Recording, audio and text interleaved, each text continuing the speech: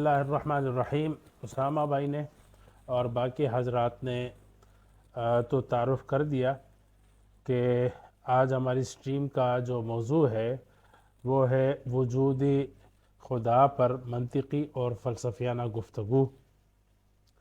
تو اس حوالے سے سب سے پہلے میں عرض یہ کرنا چاہوں گا کہ یہ جو فلسفیانہ دلائل اور یا آرگومنٹس پیش کیے جاتے ہیں تو یہ ہم اس لیے پیش کرتے ہیں کہ صرف ہمیں یہ بتانا ہوتا ہے کہ ہمارا جو عقیدہ اور ایمان ہے اللہ تعالیٰ کی ذات پہ کہ وہ موجود ہے اور وہ ایک کامل مکمل ذات ہے اور کائنات کو پیدا کرنے والی بھی وہی ذات ہے اور چلانے والی بھی وہی ذات ہے، اور جو وقت مقرر ہے تو کائنات جب ختم ہوگی تو اس کائنات میں انسان اور جنات کے جو اعمال ہے، اس کی زندگی کا جو حساب کتاب ہے وہ وہی خدا لے گا۔ اس پر ہم ایمان کو اور مذہب کو بطور علمیات اپسٹمالوجی بھی پیش کرتے ہیں۔ مطلب ہمارا جو خدا تعالیٰ کے وجود پر یقین ہے تو وہ دلیل کی بنیاد پر ہے، اور اس کی دلیل جو ہے وہ انبیاء علیہ السلام کی دعوت ہے اور ان کی سچی خبر ہے۔ تو اصل تو یہ ہے، باقی ہم ان کو لوجیکل یا فلسفیکل جو ریزننگ بیان کرتے ہیں وہ اس لیے بیان کرتے ہیں کہ ہم مذہب کا نام یہ مطلب نہیں ہے کہ یعنی ایک غیر عقلی چیز کو بس مان لیا جائے اور غیر فلسفیانہ ایک چیز کو مان لیا جائے۔ تو فلسفیانہ دلائل بتانے کا مقصد یہ ہوتا ہے کہ ہم اپنے عقیدے کو، اپنے ایمان کو جو انسانوں میں رائج علوم فلسفہ اور سائنس ہے تو اس کے پیراڈائم میں بھی ہم اس کو ایکسپلین کر سکتے ہیں، اور اس کو ہم لوجیکلی اور کیا نام ہے ریشنلی طور پر ہم اس کو پریزنٹ کر سکتے ہیں اور پروف کر سکتے ہیں۔ تو اس میں یہ ہوتا ہے کہ جو انسان اپنی عقل اور سائنس یا مشاہدے کی بنیاد پر جن علوم کو سچ مانتا ہے یا تسلیم کر کے اپنی زندگی گزارتا ہے، اور جو مذہب کے عقائد ہے وہ بھی ریشنلی اور لوجیکلی طریقے سے جب پیش کیے جاتے ہیں تو اس پر ایک مومن کا ایمان دن بدن مضبوط ہوتا جاتا ہے، اور جو رائج علوم ہوتے ہیں تو ان کے ساتھ ساتھ یہ اپنے عقیدے اور ایمان کو بھی چلا سکتا ہے۔ اس کا یہ مطلب نہیں کہ ہم جہالت کے اندھیرے میں یا اندھی تقلید میں جو ہے وہ ایک خدا کی ہستی کو مان رہے ہوتے ہیں اور لوجیکلی اور عقلی طور پر جو ہے وہ مطلب ایکسپلین کرنا ناممکن ہوتا ہے۔ تو ان تمام دلائل کا اور فلسفے کا اور منطق کا پیش کرنے کا مقصد یہ نہیں ہے کہ ہمارا ایمان یا ہمارا اللہ تعالیٰ کی وجود کو تسلیم کرنا فلسفے کی وجہ سے ہے یا منطق کی وجہ سے ہے، بلکہ اس کی جو اصل وجہ ہے، اصل ریزن ہے، وہ انبیاء علیہ السلام کی سچی خبر ہے، اور ان کی سچی خبر پہ ہم نے ایمان قبول کیا اور اللہ کے وجود کو مانا ہے۔ باقی یہ کہ ہم کوئی یتیم نہیں ہیں عقلی طور پر، منطقی طور پر، تو ہم اپنے عقائد کو منطق اور فلسفے میں بھی بالکل ایکسپلین کر سکتے ہیں، اور ایکسپلین چلا آ رہا ہے، یہ آج کی بات نہیں ہے۔ سب سے پہلے جو وجود خدا پر دلائل تو بہت زیادہ ہے فلسفیانہ اور منطقی پیراڈائم میں۔ جو ارسطو سب سے پہلے جو نام آتا ہے فلسفہ میں، بڑا نام جو آتا ہے وہ ارسطو کا آتا ہے۔ تو ارسطو نے آج سے 3000 سال پہلے، جبکہ ارسطو خود بھی مذہب کا پابند نہیں تھا، مذہب کو نہیں مانتا تھا، لیکن اس نے لوجیکلی اور فلسفیانہ پیراڈائم میں جب وجودیات کا یعنی علم الموجود، اس کو ایرسٹوٹولین علم الوجود کہتے ہیں، یعنی ارسطو کا علم الوجود اور علم الموجودات، اینتولوجی بولتے ہیں، ایرسٹوٹولین اینتولوجی بولتے ہیں۔ تو اس کو پھر ایک عیسائی فلسفی تھامس ایکوینائس نے 5 طریقوں سے بیان کیا ہے، اور اس کا پہلا طریقہ ہے دا انمووڈ موور، اس کو پرائم موور کہتے ہیں، پرائم موور آرگومنٹ۔ دوسرا طریقہ ہے دا فرسٹ کاز، یعنی دا فرسٹ کاز، سب سے پہلی علت، سب سے پہلا سبب۔ اور تیسرا جو آرگومنٹس بیان کیا گیا ہے ایرسٹوٹولین فلسفے کے روشنی میں، وہ ہے دا نیسیسری بینگ، یعنی arguments from the necessary being. Necessary being کا مطلب یہ ہے کہ ایک واجب الوجود، یعنی جو وجود واجب ہے، جس کو ماننا ضروری ہے، تو اس سے جو ہے وہ خدا کی ذات پہ اور اس کے وجود پہ استدلال کرنا منطقی طریقے سے۔ چوتھا طریقہ جو ہے وہ ہے the degree argument. The degree argument مطلب ہے کہ چیزوں کی درجہ بندی اور چیزوں کی جو ہے وہ کمی بیشی، خوبصورتی اور غیر خوبصورتی، اس سے جو ہے چیزوں کے درجات سے استدلال کرنا۔ اور پانچواں طریقہ جو ہے وہ ہے دا فائنل کاز آرگومنٹ، یعنی آخری سبب، یعنی سبب الاسباب جس کا کوئی سبب نہ ہو۔ اس کو مختلف طریقوں سے جو ہے وہ بیان کیا گیا ہے۔ سب سے پہلا جو آرگومنٹ ہے وہ ہے دا پرائم موور آرگومنٹ یا دا ان مووڈ موور۔ تو اس میں منطق میں آپ کو پتہ ہے کہ مقدمات قائم کیے جاتے ہیں جس کو پریمس کہتے ہیں۔ تو پریمیسز یعنی مقدمہ پیش کیا جاتا ہے، پھر دوسرا مقدمہ، پھر دوسرا پریمس پیش کیا جاتا ہے، اور پھر آخر میں اس سے ریزلٹ نکالا جاتا ہے، اس سے نتیجہ نکالا جاتا ہے، اور نتیجے میں ایک مدعی یعنی کلیمر اپنے کلیم کو ثابت کرتا ہے۔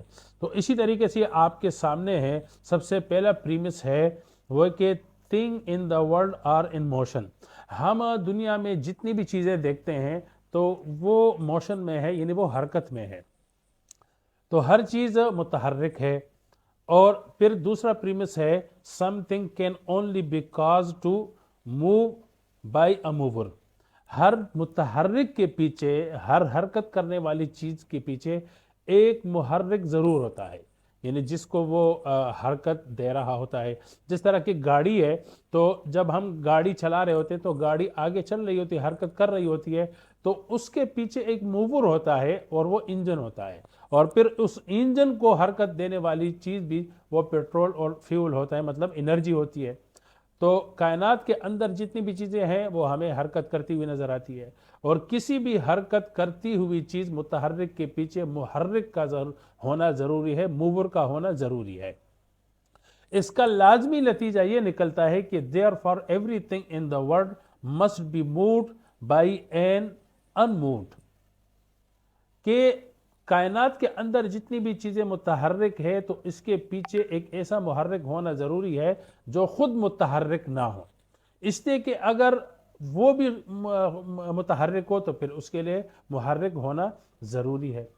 اور یہ جو 5 دلائل بیان کیے گئے ہیں، یہ کس بنیاد پہ بیان کیے گئے ہیں؟ یہ انفینٹ ریگریشن کی بنیاد پہ بیان کیے تھے۔ انفینٹ ریگریس یا انفینٹ ریگریشن اس کو کہتے ہیں کہ ایک لامتناہی سلسلہ لازم آتا ہے اگر آپ چیزوں کے وجود کو بیان کریں اور اس سے جو ہے وہ انفینٹ ریگریشن لازم آئے، تو اس کا مطلب یہ ہے کہ جو موجود ہے وہ موجود ہی نہیں ہے، حالانکہ وہ موجود ہے۔ جب ایک چیز موجود ہے تو اس کا سلسلہ ایک ایسے ہی ان مووڈ موور پہ، پرائم موور پہ ختم ہوگا کہ جہاں سے ہم اس کائنات کے وجود کی توجیہ کو لوجیکلی اور ریشنلی طور پر مان سکیں۔ تو اس کا نتیجہ یہ ہے کہ ایک ایسا پرائم موور یعنی سب سے پہلا اور سب سے بنیادی اور ان مووڈ موور جو اللہ تعالیٰ کی ذات پہ یہ بات بالکل صادق آتی ہے۔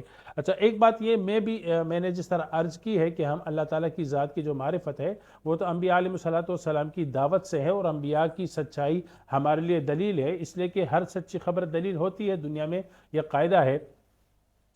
تو فلسفہ جو ہمیں ایک وجود خدا یا پرائم موور کا یا خالق کائنات کا پتہ دیتا ہے، اور منطق ہمیں اپنے مقدمات کے ذریعے سے، اپنے پریمیسز کے ذریعے سے یعنی ایک نتیجے تک پہنچاتی ہے کہ اس کائنات کا ایک خالق ہے اور اس کو چلانے والا ہے، تو یہ عقلی طور پر ایک امکان کا بیان ہوتا ہے۔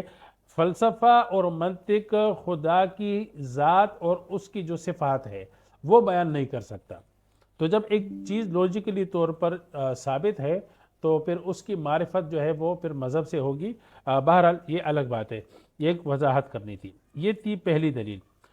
جی میں آپ حضرات سے خصوصاً نعمان بھائی سے یہ ان کا فلسفہ میں زیادہ وہ ہے، ان کو انٹرسٹ ہے، اور اسامہ بھائی کو بھی.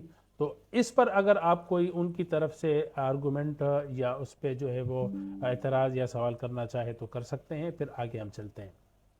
یا کوئی مزید وضاحت کرنا چاہے اس کی اپنے الفاظ جی میں.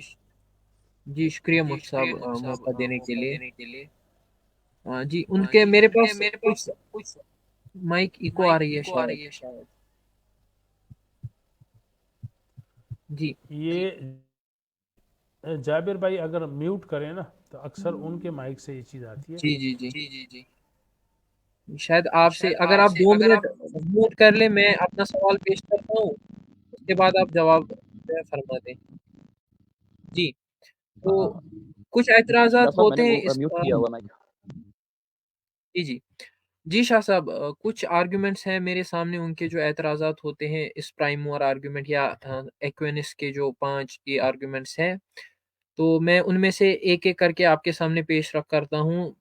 تو پہلا جو ہوتا ہے کہ وہ یہ کہتے ہیں کہ آپ یہ ایزیوم کرتے ہیں کہ جو فار ایگزامپل آپ نے کہا کہ سب کچھ موشن میں ہے، تو چونکہ یہ ایک پرسپوزیشن ہے کہ سب کچھ موشن میں ہے اس کائنات میں یا اس دنیا میں، تو ہم نے اس کائنات کو پوری طرح جو ہے ایسیس نہیں کیا ہے یا اس سے باہر ہم نہیں گئے ہیں، تو آپ یہ کیسے لاگو کرتے ہیں کہ جو ہم یہاں مشاہدہ کرتے ہیں آپ یہ باہری دنیا میں کیسے اس کو لاگو کر سکتے ہیں؟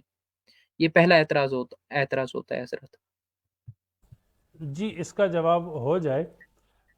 دیکھیں ہم نے تو ایزوم نہیں کیا نا، یہ تو ہمارا ازمپشن نہیں ہے کہ چیزیں متحرک ہے.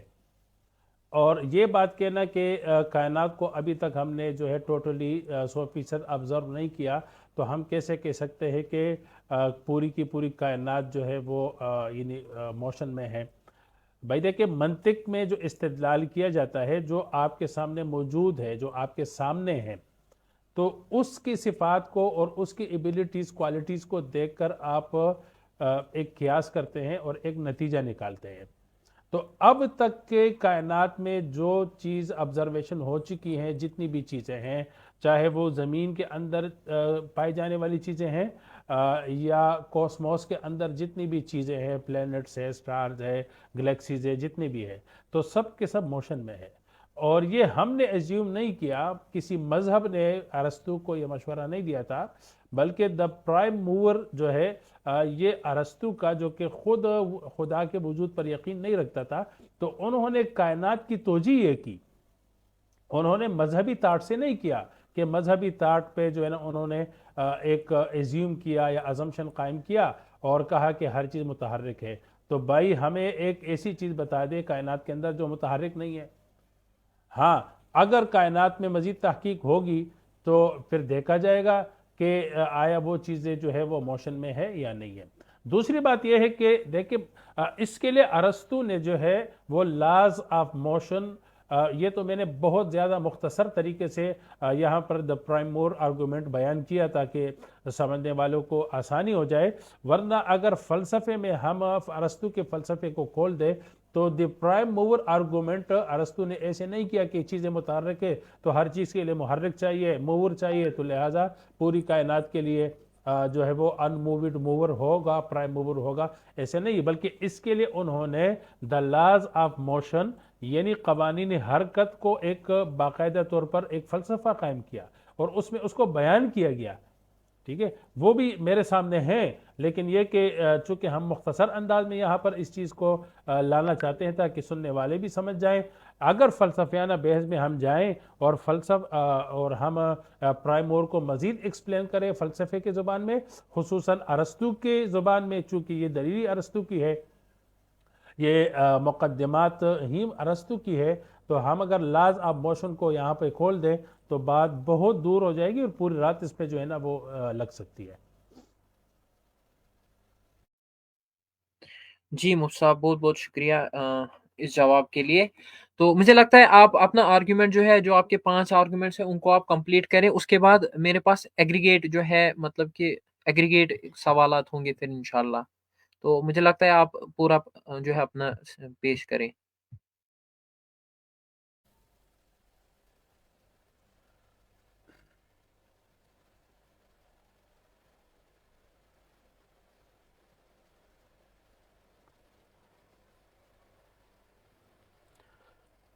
हाँ, ये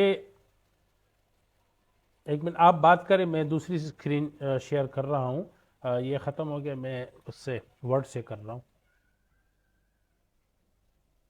जी नुमान भाई और असमा भाई, आप इस पे थोड़ी बात अगर वजाहत करना चाहें, मज़ीद इसको वाज़ेह करें, ताकि जो फ़लसफ़ा नहीं जानते उनको भी आसान सादा अल्फाज में आ जाए। मैं स्क्रीन दूसरी लाता हूँ। जी, जी, शाह साहब। जी, उसामा भाई तब तक आप कंटिन्यू करें। नुमान भाई, आप जो कह रहे हैं मज़ीद इस हवाले से, आप वो तब तक ऐड कर लें और बेहतर रहेगा मौज़ू के हवाले से।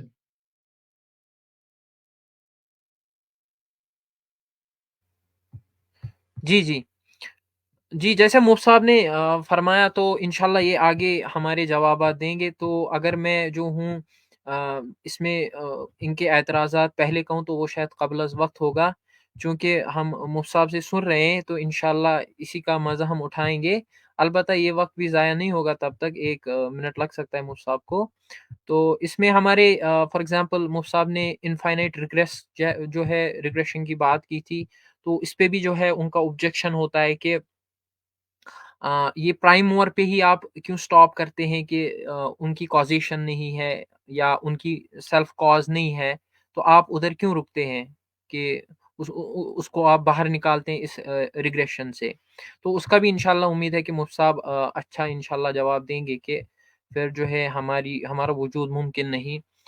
इसी तरह एंथ्रोपोमॉर्फिज़्म जो है यानी कि एक तरह का ये कहेंगे कि जो फर्स्ट कॉज़ में जो हम इंटेंशनैलिटी यानी कि जैसे मुफ्ती साहब मुझे लगता है आराम से जो है पेश करेंगे आगे।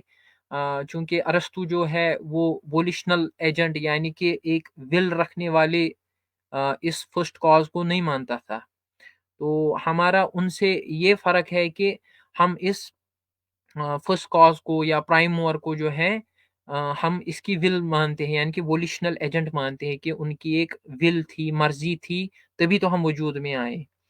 तो इसमें कुछ सिफ़ात हैं, यानी कि जैसे मुफ्ती साहब आर्गुमेंट पेश करेंगे, प्राइम मूवर का आर्गुमेंट पेश करेंगे या फर्स्ट कॉज़ का पेश करेंगे, तो उससे इस हद तक तो साबित हो जाता है कि कोई ना कोई कॉज़ है, फर्स्ट कॉज़ है या प्राइम मूवर है। लेकिन फिर बच जाता है कि उसके और हमारे खुदा के दरमियान जो गैप बच जाती है, उसको फ़िल करना पड़ता है आर्गुमेंट्स में। तो वहाँ फिर आ जाती हैं कि हमारी इस्लाम में जो है अल्लाह ताला की सिफ़ात जो हैं, फिर हम उसको पेश करते हैं कि फ़ॉर एग्ज़ाम्पल अल्लाह ताला की कुछ सिफ़ात हैं, उसकी विल होनी चाहिए, उसका पावर होना चाहिए, इस प्राइम काज़ का जो है इख्तियार होना चाहिए। तो ये सब चीज़ें जो हैं ये ऐसी चीज़ें हैं कि जो लाज़िमन होना इस प्राइम मूवर के लिए जो है लाज़िमन होना है, तभी तो ये कायनात जो है वजूद में आई या मज़हर उन सिफ़ात का उस प्राइम मूवर का या फिर कहें आप फर्स्ट कॉज़ का। तो ये ऐसी चीज़ें हैं कि जितने भी हम आर्गुमेंट्स पढ़ेंगे या पेश करेंगे फ़लसफ़ियानी तौर, तो उसमें जो है ब्रिज करना पड़ता ज़रूरी है। क्योंकि वरना हम वही लॉ फर्स्ट कॉज़ या कंटिंजेंट बीइंग, नेसेसरी बीइंग कुछ भी कहें, तो हम फिर फँस जाते हैं वो ब्रिज करने में कि उसको हम कैसे ब्रिज करें। तो बाकी मुफ्ती साहब या उसामा भाई कंटिन्यू कर सकते हैं।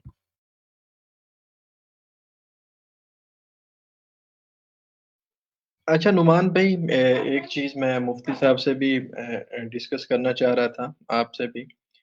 अ, अभी जो हमारी डिस्कशन चल रही है ये मंतकी दलाइल के हवाले से, यानी कि फ़लसफ़े की रूह से हम जो है इसके ऊपर अपना दलाइल पेश कर रहे हैं। तो हमें जाबिर भाई, आपकी भी मुझे यहाँ पे राय दरकार होगी, हिज़्बुल्लाह भाई आपकी भी, शाह साहब की भी।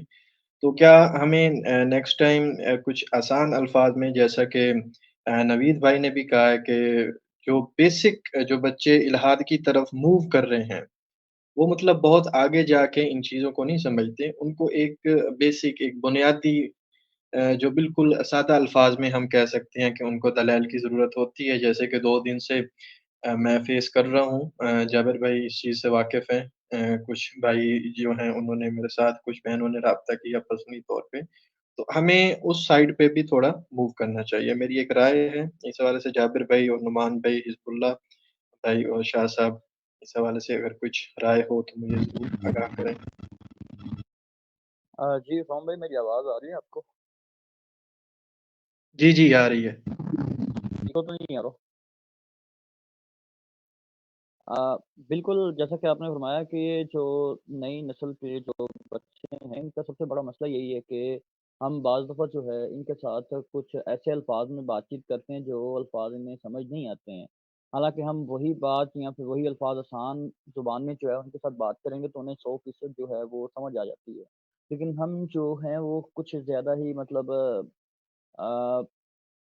ایسے الفاظ بول جاتے ہیں جس سے جو ہے نا وہ عام بندہ جو ہے نا اس کو بھی سمجھنے میں دشواری ہوتی ہے، بچے جو دوسری بات جو عام بھاشا و شخص ہے اس کو بھی سمجھنے میں دشواری ہو جاتی ہے، کیونکہ اردو زبان جو ہے اس میں تو کچھ لفظ عربی کے بھی ہوتے ہیں، فارسی کے بھی ہیں، اور باقاعدہ اگر ہم فلسفہ یا پھر سائنس کی بات کریں تو یہاں پر جو ہے وہ کافی زیادہ انگلش کے ایسے الفاظ ہوتے ہیں کہ جو ملحد بنے ہوتے ہیں نئے نئے، انہیں بھی پتہ نہیں ہوتا کہ یہ کیا الفاظ جو ہیں وہ بولے جا رہے ہیں فلسفے کے متعلق یا پھر سائنس کے متعلق ہے، اگر ہم ان کو اردو میں ترجمہ کر کے جو ہے آسان الفاظ میں ادا کریں تو وہ بہتر رہے گا، میری تو یہی رائے ہے۔ جی اسامہ بھائی، بالکل آپ نے صحیح فرمایا، اور نوید صاحب کا یہ جو کنسرن جو انہوں نے پیش کیا یہ بہت ہی مطلب بالکل یہ واضح ہے کہ یہ کوئی ایسی بات ہے کہ جس کو ہم نظر انداز نہیں کر سکتے۔ البتہ آرگیومنٹس کی جو ہے اقسام ہیں، اور جو مجھے لگتا ہے کہ ایک انسٹنکٹ کے حساب سے یا پھر ہم عام زبان میں کسی آرگیومنٹ کو اگر ہم پیش کر سکتے ہیں یا کسی آرگیومنٹ سے قائل کر سکتے ہیں، تو مجھے لگتا ہے جو ڈیزائن آرگیومنٹس آ رہا ہے آئے گا انشاءاللہ، چونکہ یہ ابھی پہلی سٹریم ہے اس سلسلے میں، تو ڈیزائن آرگیومنٹ ایک ایسا آرگیومنٹ ہے مجھے لگتا ہے وہ چھوٹا سا بچہ بھی سمجھ پائے گا، چونکہ آرگیومنٹس کی بہت اقسام ہے، تو ڈیزائن آرگیومنٹ ایسا ہوگا جو انشاءاللہ بچہ بھی سمجھ پائے گا۔ مجھے لگتا ہے مفتی صاحب آ گئے ہیں، تو انشاءاللہ مفتی صاحب کو اپنا ٹائم دے دیتے ہیں، اس پہ جی انشاءاللہ مفتی صاحب آپ کنٹینیو کریں۔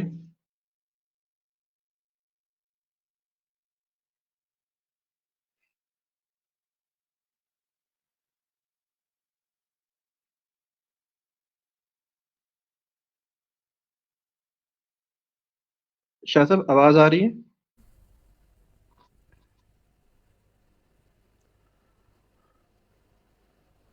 جی ابھی میری آواز آ رہی ہے؟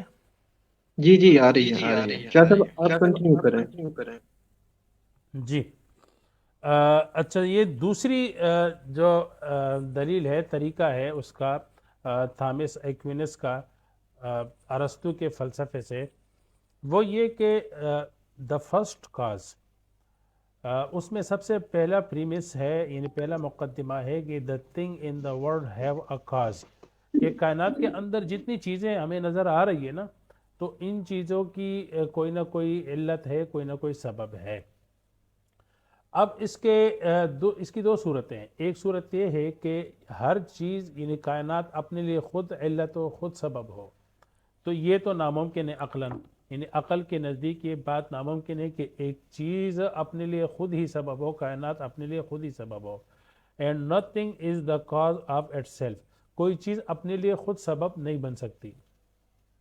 تو اس کا لازمی نتیجہ یہ ہے کہ جب ہم نے یہ بات مان لی کہ کائنات کے اندر جتنی بھی چیزیں ہمیں نظر آ رہی ہے یا بنی ہوئی چیزیں ہمیں نظر آ رہی ہے، تو ہر بنی ہوئی چیز کے لیے کوئی نہ کوئی سبب ہونا ضروری ہے، کوئی علت ہونا ضروری ہے، اور کوئی چیز اپنے لیے علت نہیں بن سکتی، تو اس کا نتیجہ یہ نکلتا ہے منطقی طور پہ کہ so every thing in the world must have a first cause یا این انکازڈ کاز، کہ یہ کائنات جو قائم ہے تو وہ ایک ایسے سبب پر، ایک ایسی علت پر قائم ہے کہ جو خود کسی علت کی محتاج نہیں ہے۔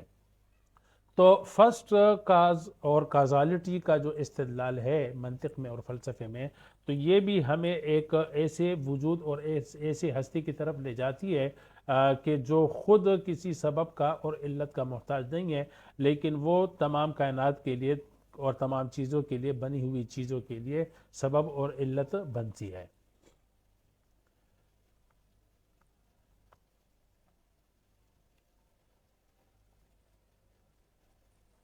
جی نعمان بھائی اس پہ آپ کریں گے یا؟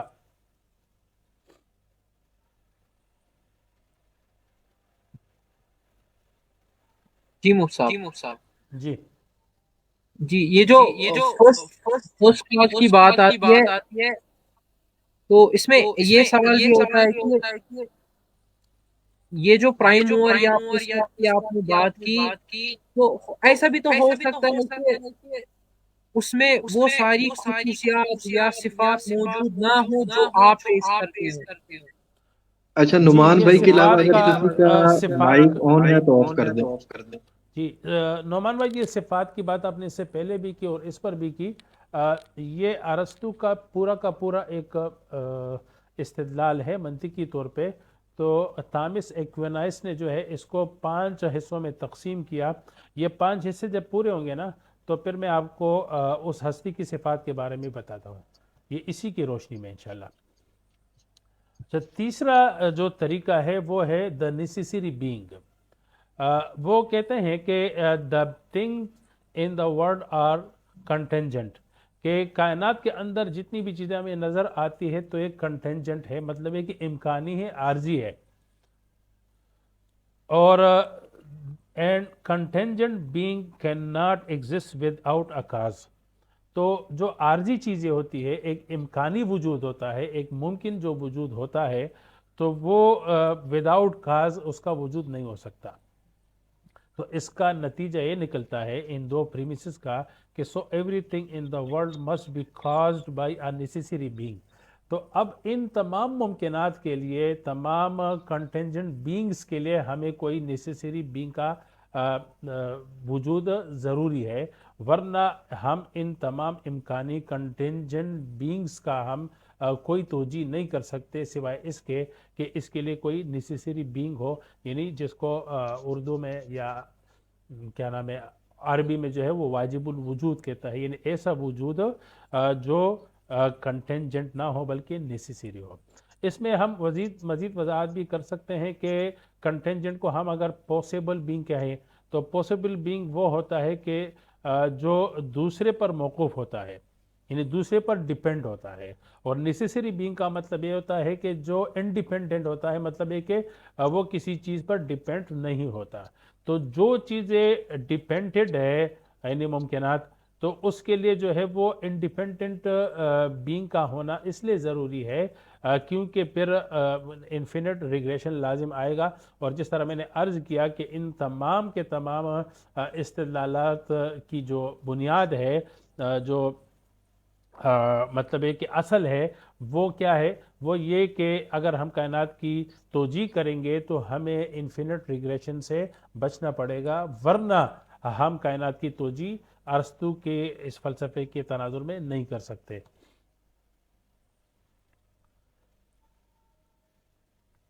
اس میں ایک چوتھا طریقہ جو ہے وہ ہے دی ڈگری آرگومنٹ۔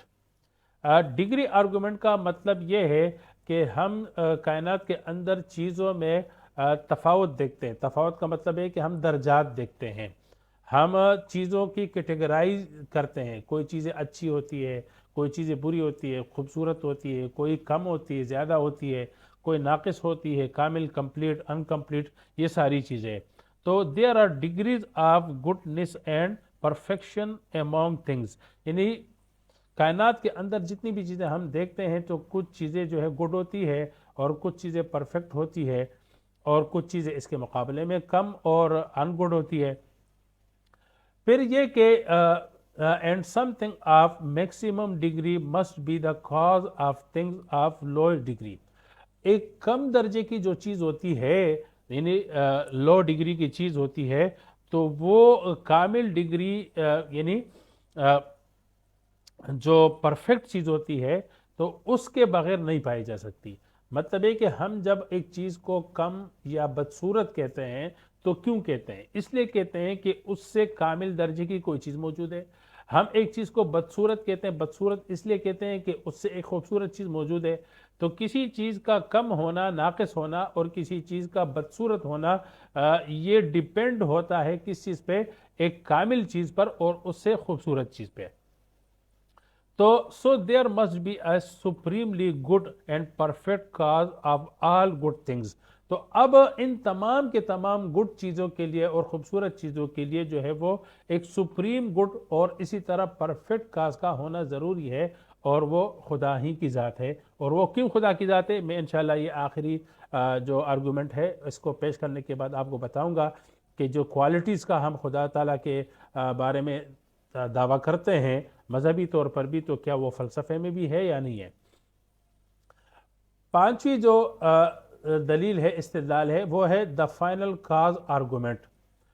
اس کا پریمس ون یہ ہے، پہلا مقدمہ، کہ the things in the world act for N and a purpose, کہ جتنی بھی چیزیں ہیں تو وہ چیزیں ہمیں نظر آ رہی ہے کہ وہ اپنے اختتام تک جاتی ہے، اور یعنی خوبصورتی کی طرف جا رہی ہوتی ہے، پرفیکشن کی طرف جا رہی ہوتی ہے۔ اب ایک چیز جو ہے اپنے اینڈ تک، اپنے انتہا تک، اپنی منزل تک جا رہی ہوتی ہے، تو اس کے لیے ضروری ہے کہ یعنی اس کے لیے انٹیلیجنٹ بینگ کا ہونا ضروری ہے، ورنہ کوئی چیز اگر انٹیلیجنٹ نہ ہو اور وہ خود بخود ریڈملی اور اندھے قانون کی، یعنی اندھا بن کر، کوئی اندھا جو ہے نا اپنے منزل تک نہیں پہنچ سکتا۔ اسی طرح کوئی چیز اگر خود جو ہے وہ کیا نام ہے پرپس کی طرف وہ ایکٹ کر رہا ہو، لیکن یہ کہ اس میں انٹیلیجنٹ، مطلب یہ کہ اس میں اگر شعور نہ ہو، تو ظاہر ہے پھر وہ اس کو کیسے پتہ چلے گا کہ اب میں جس حالت میں ہوں تو میں ناقص حالت میں ہوں، اور مجھے جو ہے وہ ایکٹ کرنا چاہیے کیا نام ہے اینڈ کی طرف یا پرپس کی طرف۔ تو اس کے لیے انٹیلیجنٹ بینگ کا ہونا ضروری ہے، تاکہ وہ تمام کی تمام کائنات کو جو اینڈ کی طرف جا رہی ہے اینڈ کی طرف لے جائے، اور اپنے پرپس کی طرف جو جا رہی ہے ان کی طرف لے جائے۔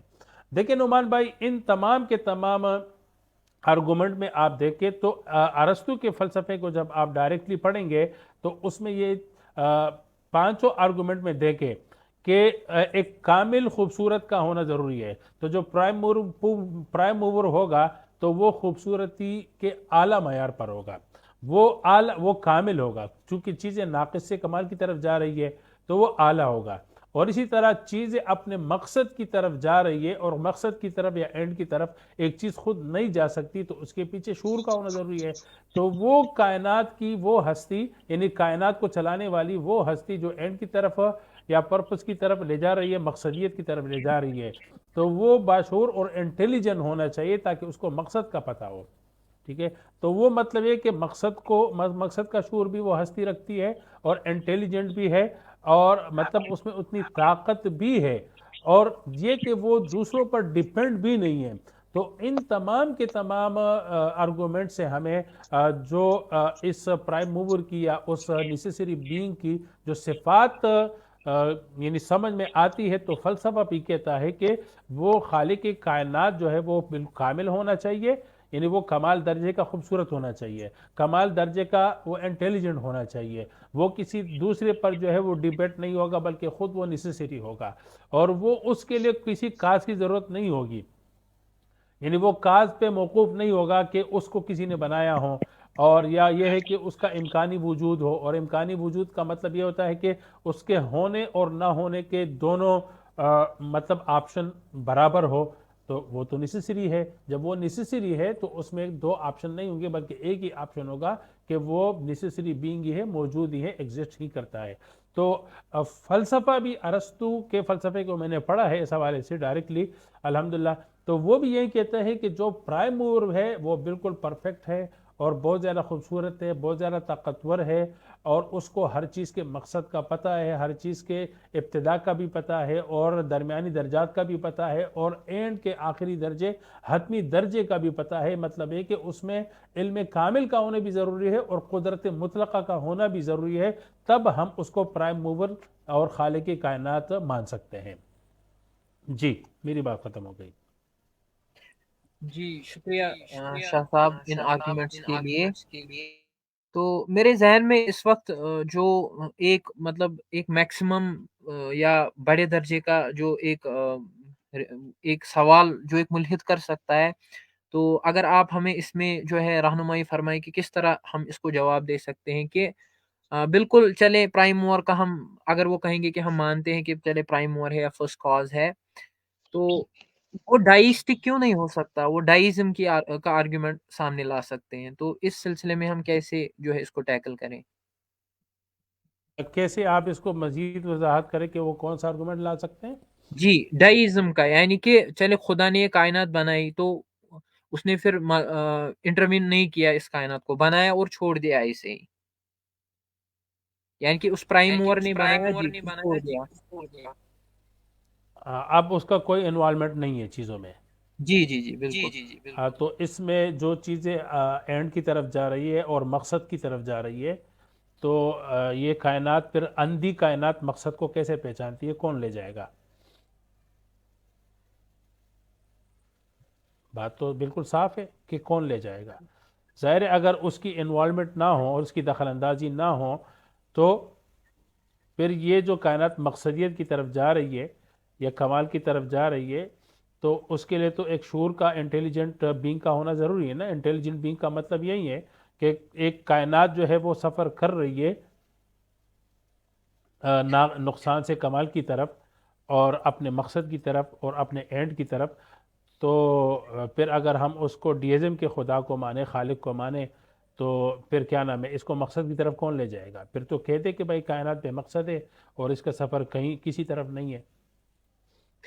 شاہ صاحب یہاں پر ان کا ایک ممکنہ سوال یہ بھی ہو سکتا ہے کہ اگر خدا کی انوالومنٹ نہیں ہے تو انوالومنٹ سے پہلے خدا نے مطلب جو کائنات کا جو محو سفر رہنا ہے وہ طے کر دیا ہے کہ یہ لافانی رہ گئے، ایسے ہوتا ہی رہے گا، یعنی کہ کائنات ہی لافانی ہو گئی۔ تو اس حوالے سے آپ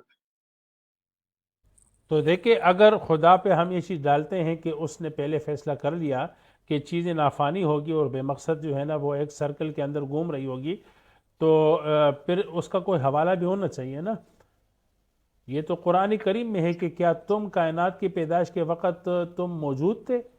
کیا تم وہاں پہ شاہد کے طور پہ، گواہ کے طور پر موجود تھے؟ تو ایک چیز ہم پرائم موور پہ ڈال رہے ہیں تو اس کی طرف سے پھر ایک خبر بھی ہونی چاہیے، کوئی فون کال اور کوئی ریکارڈنگ تو ہونی چاہیے نا، تو وہ ریکارڈنگ ہمیں سنا دے۔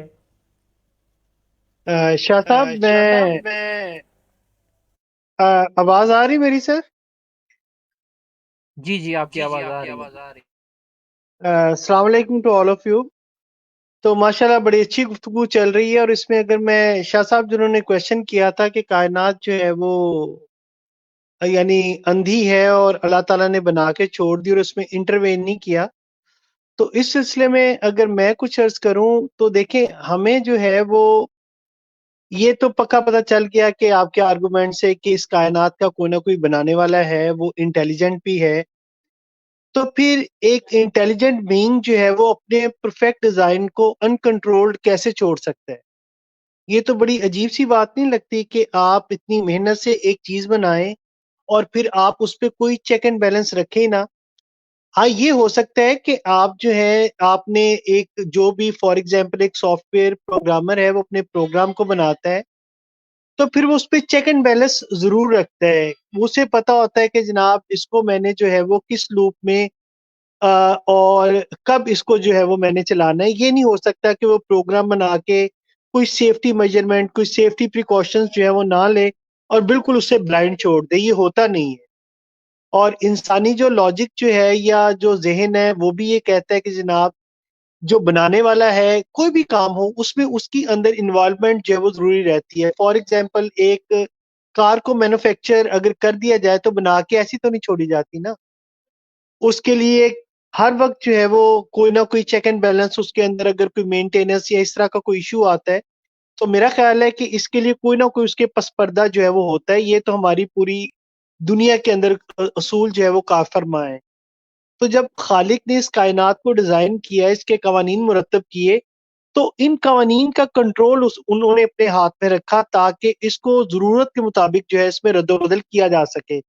اگر رد و بدل نہ کیا جاتا تو پھر لاس فار ایور ہوتے، اور پھر یہ جو کائنات ہے یہ لاس کی ہی بیس پہ صرف چلتی، اس میں کوئی ایکسٹرنل انوالومنٹ ہماری نہ ہوتی۔ جی میری اسکرین شیئر ہو رہی ہے؟ جی ہو رہی ہے۔ جی ہاں ہو رہی ہے۔ جی जी शाह जी साहब सलीम और साहब ने तो बहुत आसान अल्फाज में बता दिया कि मतलब कोई भी कायनात में हमने तो आज तक कोई चीज़ नहीं देखी कि एक इंसान ने कोई चीज़ बनाई हो और फिर जो है ना उसको वेला ही छोड़ दिया हो जंगल में। तो फिर खुदा के बारे में हम कैसे खुदा पर कह सकते हैं कि उसने कायनात को पैदा तो किया लेकिन बेमकसद वरंदा छोड़ दिया। तो माशाल्लाह ये हमारे नौजवानों के लिए तो बहुत सादा और आसान अल्फाज में माशाल्लाह सलीम साहब ने किया। जी जी आप जी बोलें। बिल्कुल, बहुत अच्छा जवाब था। जी शाह साहब बिल्कुल सवाल जवाब मेरे लिए मुतमईन बख्श था। अलबत्ता एक मुल्हिद का फिर रब्त वाला जो इसके साथ चूंकि इंटेलिजेंट की बात आ गई, इंटेलिजेंस की, तो इसमें ऑब्वियसली डिज़ाइन की बात आ गई, यानी कि पर्पस कि एक मकसद है। तो इस मकसद को ढाने के लिए यानी कि मकसद ये पर्पस डिज़ाइन या डिज़ाइनर को ढाने के लिए फिर उनका अगला आर्ग्यूमेंट यही होता है कि ये कायनात जो है मल्टीवर्स भी हो सकती है। मल्टीवर्स में क्या है कि हमारी जो कायनात है यूनिवर्स, मल्टीवर्सेस में से एक यूनिवर्स है। तो जिसको अभी तक आप डिजाइन का नाम दे रहे थे, वो अब रैंडमनेस में बदल जाता है, चांस में बदल जाता है। यानी कि फॉर एग्जांपल अगर इस कायनात में जो हमारी कायनात है, यहाँ पर फॉर एग्जांपल ग्रेविटेशनल लॉ में से जो है एक लॉ है ग्रेविटेशनल लॉ, तो वहां पर जी का वैल्यू 9.8 न्यूटन पर मीटर स्क्वायर है फॉर एग्जांपल, ठीक।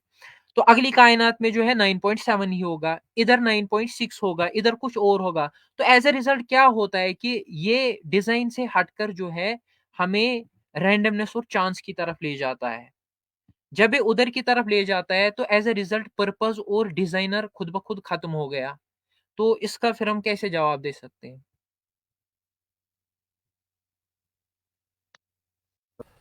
जी मैं थोड़ा सा अर्ज कर देता हूँ कि जी देखिए हजरत। एक तो मल्टी यूनिवर्स का जो फिज़िक्स में थ्योरी पेश की गई, राय पेश की गई है, तो वो मतलब प्रूवन नहीं है ना, मतलब एस्टेब्लिश साइंस में उसने अपनी जगह नहीं बनाई है। दूसरी बात यह है कि एक कायनात यानी इस कायनात के अलावा और भी कायनात हो सकते हैं, तो अभी तक हमने जो है ना साइंटिफिकली उसका मुशाहदा नहीं किया, हमने डिस्कवर नहीं किया।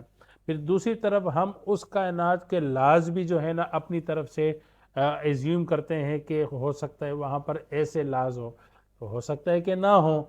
हम तो कहते हैं कि भाई इस कायनात के बाद एक और कायनात है जिसको हम आखिरत की ज़िंदगी कहते हैं, और उसके जो लाज होंगे, उसकी जो क्वालिटीज़ होंगी, उस वहाँ पे क्या क्या होगा, वो तो हमें सब खुदा ने बता दिया है। तो हो सकता है कि जिस मल्टी वर्स को आप कह रहे हैं कि एक और कायनात हो सकती है और वहाँ पर ये लाज होंगे, तो उस लाज पे आपके पास कोई दलील नहीं है, कोई सबूत नहीं है, कोई साइंटिफिक जो है वो यानी ऑब्जर्वेशन या एक्सपेरिमेंट नहीं है, जबकि हमारे पास वहाँ की हर चीज़ मौजूद है।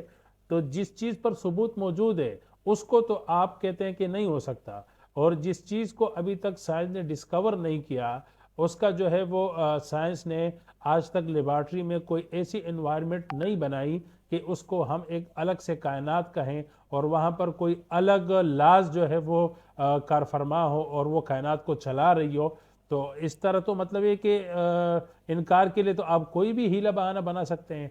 तो अगर ये चीज़ साइंस में प्रूव हो सकती है तो हमें बता दे कि भाई साइंटिफिकली ये कैसे हो सकता है कि वो कायनात जिसके वजूद का हम सिर्फ ये एक मफरूज़ा कायम करते हैं और वहाँ पर उसके लाज भी हम जो है ना खुद ही एज्यूम करते हैं। तो बात यह है कि एक चीज़ जब साबित हो गई है अकल से भी और नकल से भी, मतलब है कि यकीनी तौर पे, तो उसमें फिर आप इम्कानी दलील या फर्जी दलील या अजम्पशन को कायम करके उसका इनकार आप नहीं कर सकते, बल्कि उसके लिए आपको उसी दर्जे की दलील होनी चाहिए जिस दर्जे की दलील अरस्तु ने प्राइमोर पे कायम की है। जी जी सलीम साहब। जी आवाज आ रही सर मेरी? जी जी आपकी आवाज आ रही है, आप बात करें, कंटिन्यू करें। अच्छा नुमान भाई, आपने ये कहा था कि ग्रेविटेशनल जो कांस्टेंट है वो डिफरेंट हो सकता है, यही आपने बात बताई ना? जी मैंने एग्जाम्पल दी थी, और मतलब कि जो लॉज यहाँ पर हम उनको डिजाइन करके पेश करते कि ये डिजाइन है, इतना अगर दूर होता तो ये होता वो होता। तो उनका कहना है कि फिर तो मल्टीवर्सेस में बहुत सारी कायनातें हैं اور ان کائناتوں میں مختلف لاز ہیں، ٹھیک ہے نا، تو گویا وہ ڈیزائن نہیں رہ جاتا پھر.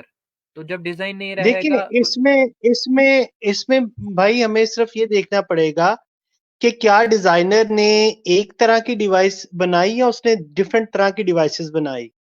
اگر ہم ملٹی یونیورس کی بات کرتے ہیں، اگر تھوڑی سی بات کروں تو یہ ایک ڈائلما تھا جس کو سالو کرنے کے لیے ایک کانسیپٹ دیا گیا، وہ تھا ٹائم ٹریول.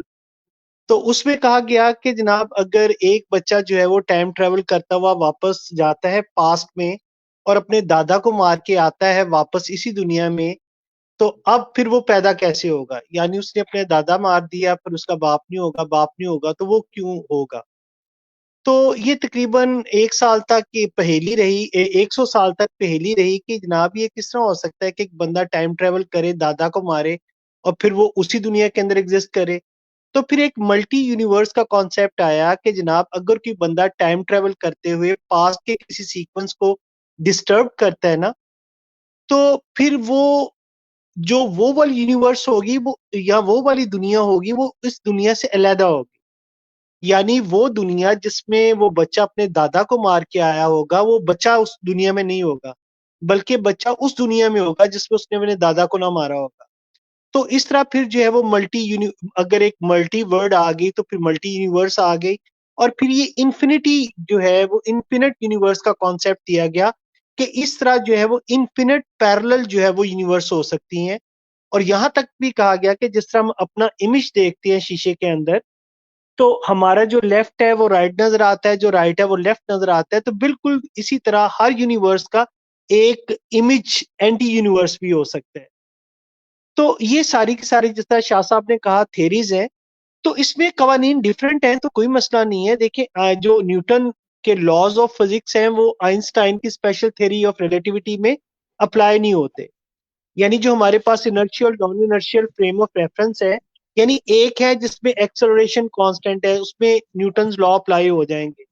انہی لاز کو آپ لے کے جائیں گے naan inertial frame of reference میں، تو یعنی ایکسلریٹڈ فریم آف ریفرنس میں جہاں پہ ایکسلریشن جو ہے وہ پروڈیوس ہو رہا ہے، پیدا ہو رہا ہے، کانسٹنٹ نہیں ہے، تو وہ لاز جو ہے وہ اپلائی نہیں ہوں گے.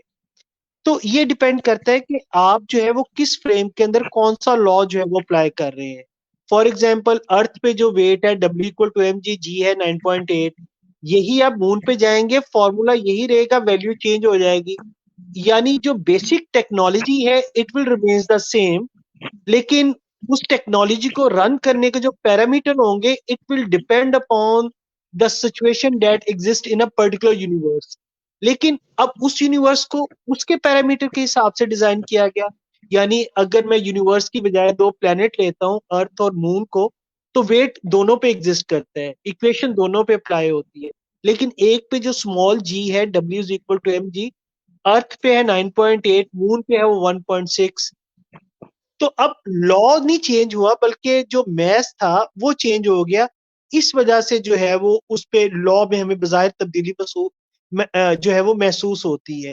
کہنے کا مطلب یہ ہے کہ اگر ٹویوٹا کمپنی نے ایک گاڑی بنا دی تو اب اس کی ٹیکنالوجی جو ہے وہ ہر سی سی میں وہ 100 کی ہے، 600 کی ہے، 1000 کی ہے، 1000 1200 کی ہے، ٹیکنالوجی سیم رہے گی، بس اس کے پیرامیٹر جو ہے وہ چینج ہوتے رہیں گے. تو بالکل اسی طرح اگر آپ ملٹی یونیورس انفینٹی یونیورس بھی لے لیں تو بنانے والا اس کے پیچھے ایک ہی ہوگا، اور لاس جو ہے وہ according to situation in a particular universe اس کے مطابق جو ہے وہ اس میں اپلائی ہو جائیں گے. تو میرا اتنا ہی کہنا ہے اس پہ. اگر کوئی اور کوئی بھائی شیئر کرنا چاہے بسم اللہ. جی جی، شکریہ آپ کا بھی.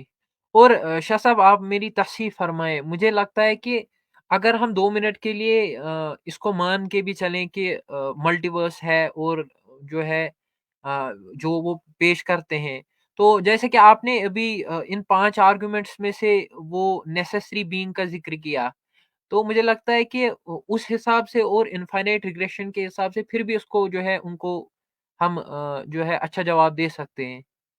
آپ ذرا اس پہ اگر تھوڑا بہت فرمائیں. جی یہ تو سلیم صاحب فزکس کے ماشاءاللہ استاد ہے، تو انہوں نے کہہ دیا نا کہ یہ تو پھر ہم انفینٹ ریگریشن کی طرف جائیں گے کہ ملٹی ورس کا اگر ہم کہیں تو وہ تو پہلے سے ارسطو نے کہہ دیا کہ ہم کائنات کی توجیہ میں انفینٹ ریگریشن سے ہمیں بچنا پڑے گا. اور پھر سلیم صاحب نے صاف الفاظ میں کہہ دیا کہ اگر وہاں کے قوانین کچھ الگ بھی ہو تو اس سے تو کچھ فرق نہیں پڑے گا. اور جس طرح میں نے بھی مثال دے دی کہ آخرت بھی ایک کائنات ہیں، تو وہاں کے جو لاز ہیں وہ ظاہر ہے دنیا سے بالکل مختلف ہے. تو وہاں کا کون سا قانون ایسا ہے کہ جو خدا کے وجود کی نفی کرتا ہے یا ہمیں بتاتا ہے کہ خدا نہیں ہو سکتا؟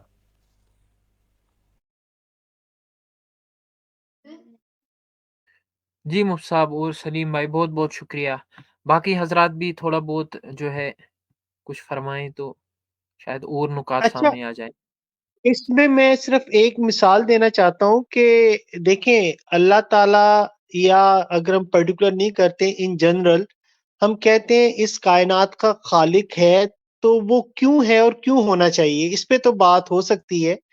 تو پھر وہ سیکنڈ سٹیپ آتا ہے کہ وہ خالق ہے کون سا. یعنی یہ جو جتنے بھی مختلف نقطہ نظر کے لوگ اس دنیا میں بستے ہیں، اور وہ اپنے لحاظ سے اپنے خالق کو ڈیفائن کرتے ہیں، اپنے اپنے پیرامیٹر دیتے ہیں. لیکن اس سے پہلے اگر ہم یہ دیکھ لیں کہ کیا اس کائنات کے لیے خالق کا ہونا ضروری ہے کہ نہیں، تو اگر اس پہ پہلے سیٹسفائی ہو جاتا ہے کوئی بھی بندہ کہ ہاں خالق کا جو ہے وہ ہونا ضروری ہے. ویسے میں نے اس کو نا ایک بڑی سمپل سی مثال سے سمجھا.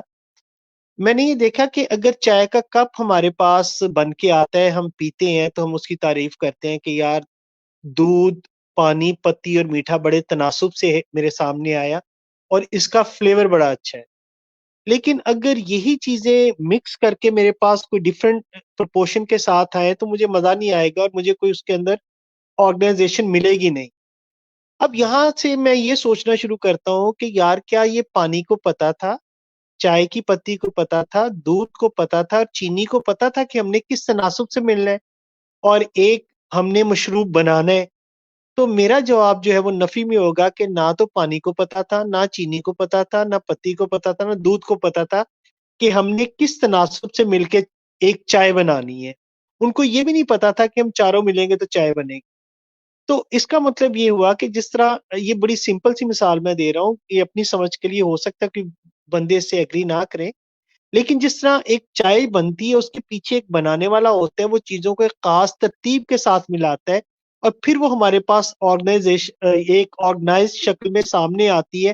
تو ہم پھر اس کے بنانے والے کی تعریف کرتے ہیں کہ یار یہ چائے کس نے بنائی ہے. یہ نعوذ باللہ میں مثال نہیں دے رہا، ویسے ہی میں جو ہے نا ایک آرگومنٹ کے طور پہ اس کو لے رہا ہوں. تو پھر ہمیں پتہ چلتا ہے کہ یار اس چائے کا بنانے والا ہے. ویسے اگر ایٹ رینڈم آپ جو ہے وہ چائے بھی ملا دیں، پتی بھی ملا دیں، دودھ بھی ملا دے، چینی بھی ملا دے، وہ بن تو جائے گا، وہ مل بھی جائیں گی، لیکن وہ اس کے اندر کوئی مجھے ایک نہ تو ٹیسٹ آئے گا اور نہ کوئی آرگنائزیشن نظر آئے گی. تو اس کا مطلب یہ ہوا کہ اگر ہم کائنات میں ارد گرد ہم نظر دوڑاتے ہیں نا، تو ہمیں جو ہے وہ آپ دیکھ لیں جو ایٹماسفیئر، یعنی جو atmosphere on the surface of the earth create کیا گیا ہے، یہ کسی اور پلانٹ پہ آج تک ہمیں نہیں ملا بالکل ایسا ہی. تو اس کا مطلب ہے کہ کسی نے اسپیشل اٹینشن پے کی ہے اس سیارے پہ، حالانکہ ہماری ہستی جو ہے اس پوری کائنات میں سمندر کے ایک قطرہ اور ایک قطرے کا ہزارواں حصہ بھی، ارب والا حصہ بھی نہیں ہے، یعنی لاکھواں کروڑواں حصہ بھی ہم نہیں رکھتے، لیکن پوری کی پوری جو ہے وہ کانسنٹریشن اسی سیارے پہ ہے ہماری ذات کی حد تک. تو اب اس کے اندر مجھے آرگنائزیشن نظر آتی ہے، پھر اس کا تناسب، ایک خاص ڈسٹنس، اور پھر ایک چیز کا دوسری چیز سے ربط. تو یہ چانسز کی اگر بات ہوتی تو اتنے زیادہ چانسز ایٹ ونس ہونا جو ہے نا، ان کی پروبیبلٹی تقریباً ناممکن ہی لگتی ہے کہ ہر چیز ایک دوسری چیز سے منسلک ہے اور پھر ڈیپینڈ بھی کر رہی ہے. ایک چیز کو ڈسٹرب کرے تو پورا نظام جو ہے وہ دھرم برہم ہوگا. اور اس کے علاوہ پھر آپ دیکھتے ہیں گریویٹیشنل فورس ہے اور centripetal force provided by the since, اور ارتھ جو ہے وہ خاص فاصلے پہ رکھتے ہوئے سن کے ارد گرد جو ہے وہ ریوالو کر رہی ہے. سن جو ہے اپنی فیملی کو لے کر روٹیٹ کر رہا ہے، پھر سن اپنی فیملی کو لے کے ملکی وے میں ہے، ملکی وے کے سینٹر کے گرد روٹیٹ کرتا ہے. یہ سارے کے سارے پرٹیکولر سپیڈ کے ساتھ بھاگے ہوئے بھی جا رہے ہیں. تو یہ جو پورے کو پورا سسٹم ڈیزائن کیا گیا ہے، یہ میرا نہیں خیال کہ بالکل اسی طرح جس طرح ہم کہیں کہ چائے جو ہے وہ چاند سے بن سکتی ہے، لیکن اس کے چانسز بہت کم ہوں گے تو اس یونیورس کے اندر جتنے لاز ہیں ان کو ہم ایکسپلور کر رہے ہیں نا بطور سائنٹسٹ. جتنے بھی سائنٹسٹ ہیں وہ تو اللہ تعالیٰ کے قوانین جو مرتب کیے ہیں اس کائنات کو چلانے کے لیے اس کو ایکسپلور کرتے ہیں. جب وہ ایکسپلور کرتے ہیں تو ان کے اندر ان کو سمیٹری نظر آتی ہے, نظم و ضبط نظر آتا ہے, ایک آرگنائزیشن نظر آتی ہے. تو یہ سب کچھ چانسز سے اگر ہوتا ہے تو پھر یہ بڑا ہی اعلیٰ چانس ہے. تو اگر آپ نے چانسز کو مان کے اس کو ماننا ہے تو کیوں نہ ایک چانس کریٹ کرنے والے کو مان کے مان لیا جائے. تو میرا خیال یہ زیادہ محفوظ راستہ ہوگا ہر ایک کے لیے. شکریہ.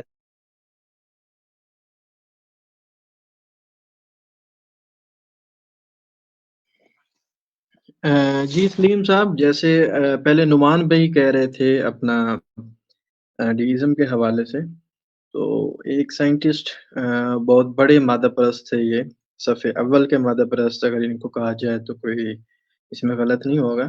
ان کا نام اے ایس ایڈنگٹن تھا. تو ان کے مطابق یہ تھا، جو ان کے الفاظ ہیں وہ یہ تھے کہ فلسفیانہ نقطہ نظر سے کائنات کا موجودہ شکل میں اچانک آغاز مجھے کبھی پسند نہیں آیا.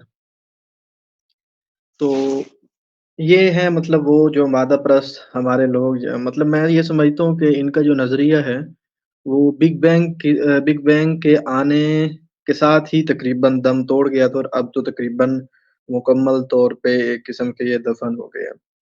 دوسرا سر فریڈ ہائل تھے، ان کے بگ بینگ کے حوالے سے جو ریمارکس تھے وہ یہ تھے جس حوالے سے ابھی ہماری بات ہو رہی تھی، فلسفے کے حوالے سے، ارسطو کے حوالے سے.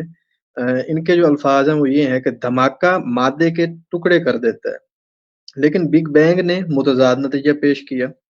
تو اب یہاں پر ہمارا سوال یہ بنتا ہے کہ اگر دھماکہ مادے کے ٹکڑے کر دیتا ہے تو بگ بینگ نے جو متضاد نتیجہ پیش کیا ہے اس کے پیچھے کیا کاز ہے، یا کیا علت ہے، یا کیا وجہ ہے، یا کون سی کوئی پاور ہے؟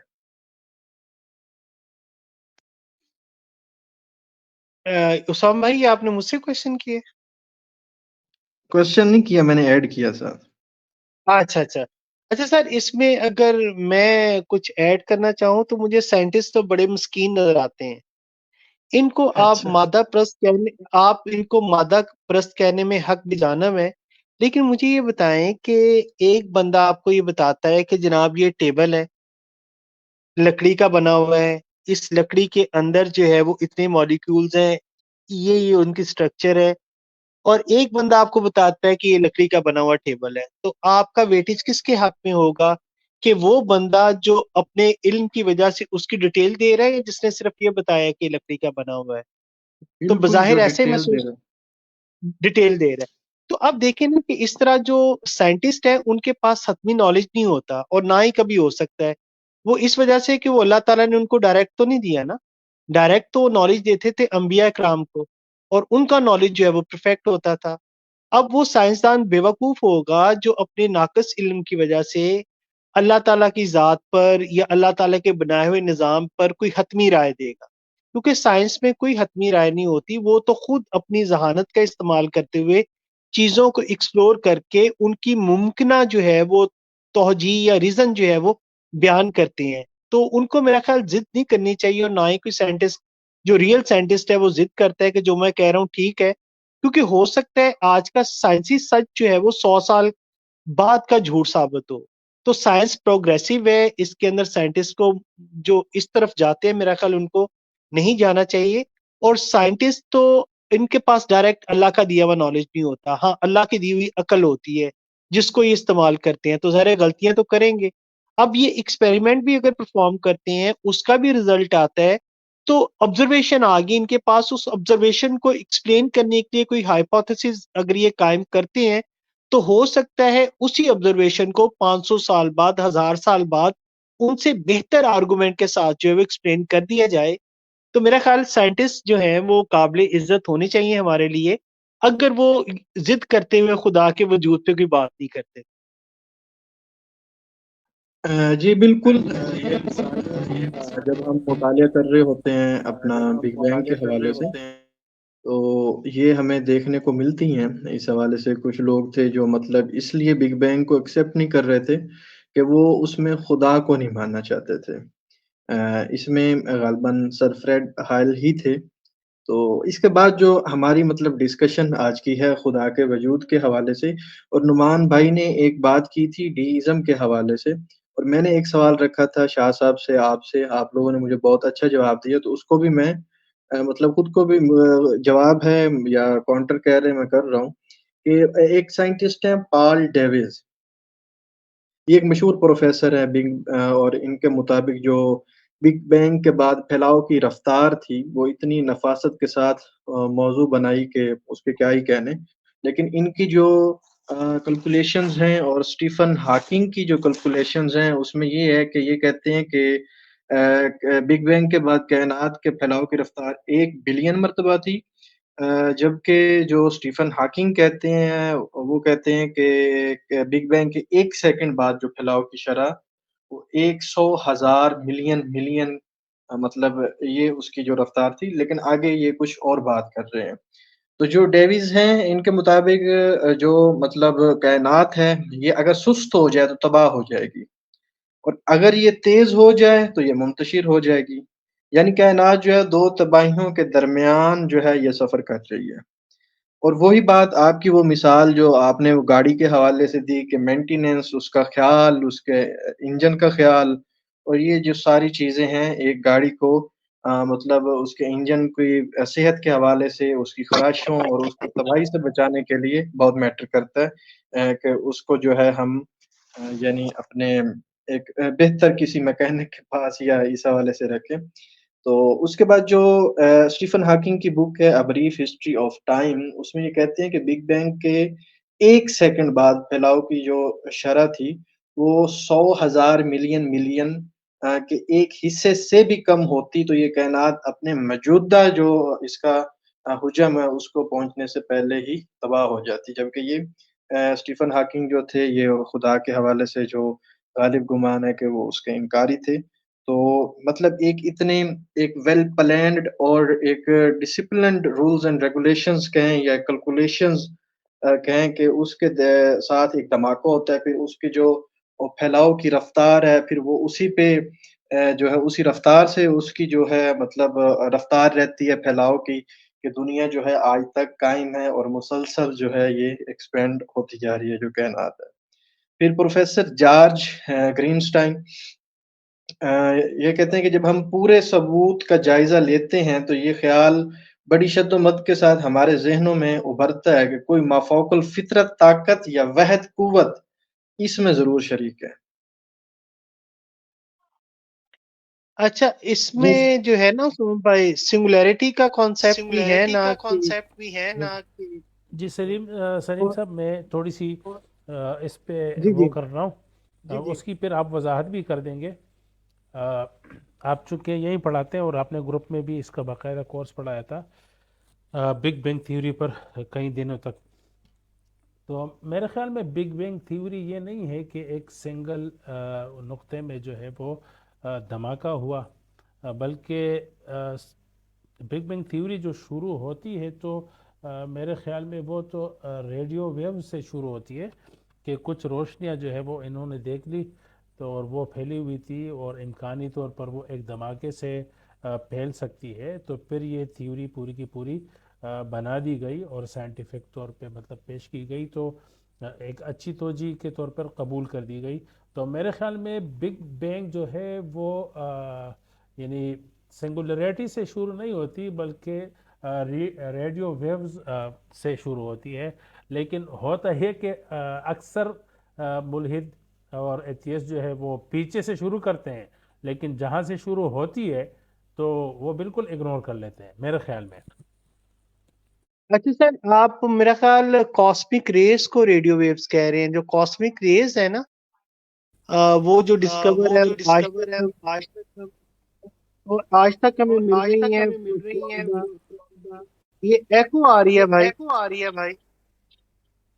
جی ہاں، cosmic microwave background CMB جو ہے وہ وہی بات کر رہا ہوں میں، غلط ہو گیا۔ کاسمک ریز تھی تو اس وجہ سے وہ جو بگ، اچھا اس میں سر سنگولیرٹی کا جو کانسیپٹ دیا جاتا ہے نا وہ یہ کہا جاتا ہے کہ the origin of the universe اس کی شیپ کیسی تھی، یعنی آپ کو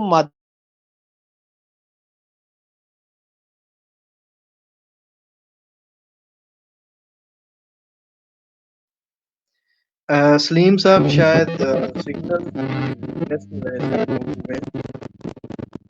मैं यहाँ पर कुछ एक चीज़ ऐड करना चाहता हूँ और उस हवाले से शाह साहब से जो है वो रहनुमाई हासिल करना चाहता हूँ। शाह साहब, मैटर या डार्क मैटर, इसके ऊपर थोड़ी सी रहनुमाई फरमाएं। मैटर और डार्क मैटर पर तो सलीम साहब बेहतर बता सकते हैं, चूँकि वो फील्ड उन्हीं का है, फिज़िक्स का, वो बता सकते हैं।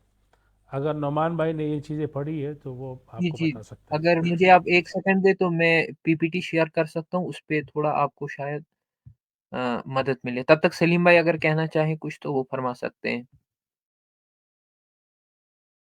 अच्छा, मैं पता नहीं क्यों डिस्कनेक्ट हो गया। आवाज आ रही मेरी? जी जी, आपकी आवाज आ रही है। आप कॉस्मिक रेज के हवाले से गुफ्तगू कर रहे थे। अच्छा, मैं कह रहा था एको फिर आ रही है, किसका माइक खुला है? अच्छा, मैं ये कह रहा था कि ये जो शेप हमें नजर आ रही है ना आजकल यूनिवर्स की, तो ये कहा गया कि how it was in the beginning, कि यही शेप शुरू में कैसी थी। कि आज तो हमें सैयारे नजर आ रहे हैं, सूरज नजर आ रहा है, मिल्की वे गैलेक्सी है, क्लस्टर ऑफ क्लाउड नजर आ रहे हैं, हमें बिलियंस ऑफ स्टार नजर आ रहे हैं। तो ये सारे के सारे, ये जो सारे का सारा मादा है और जो एनर्जी है, ये थी क्या यानी पहले? तो इसके लिए फिर एक कॉन्सेप्ट दिया गया, और ये मैंने बताया भी था कि ये कुछ ऑब्जर्वेशन है। एक ऑब्जर्वेशन ये है कि ये जो सैयारे हैं या जो कायनात है, एक कायनात दूसरी कायनात से दूर भागी हुई जा रही है। तो इन्होंने फिर ये सोचा कि अगर चीजें एक दूसरे से दूर जा रही हैं तो माजी में कहीं वो एक जगह इकट्ठी भी होंगी।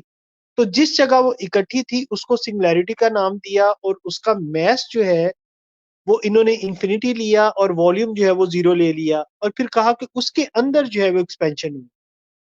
तो ये एक फर्ज की हुई बात है, बिग बैंग। इसका कोई साइंटिफिक प्रूफ नहीं है।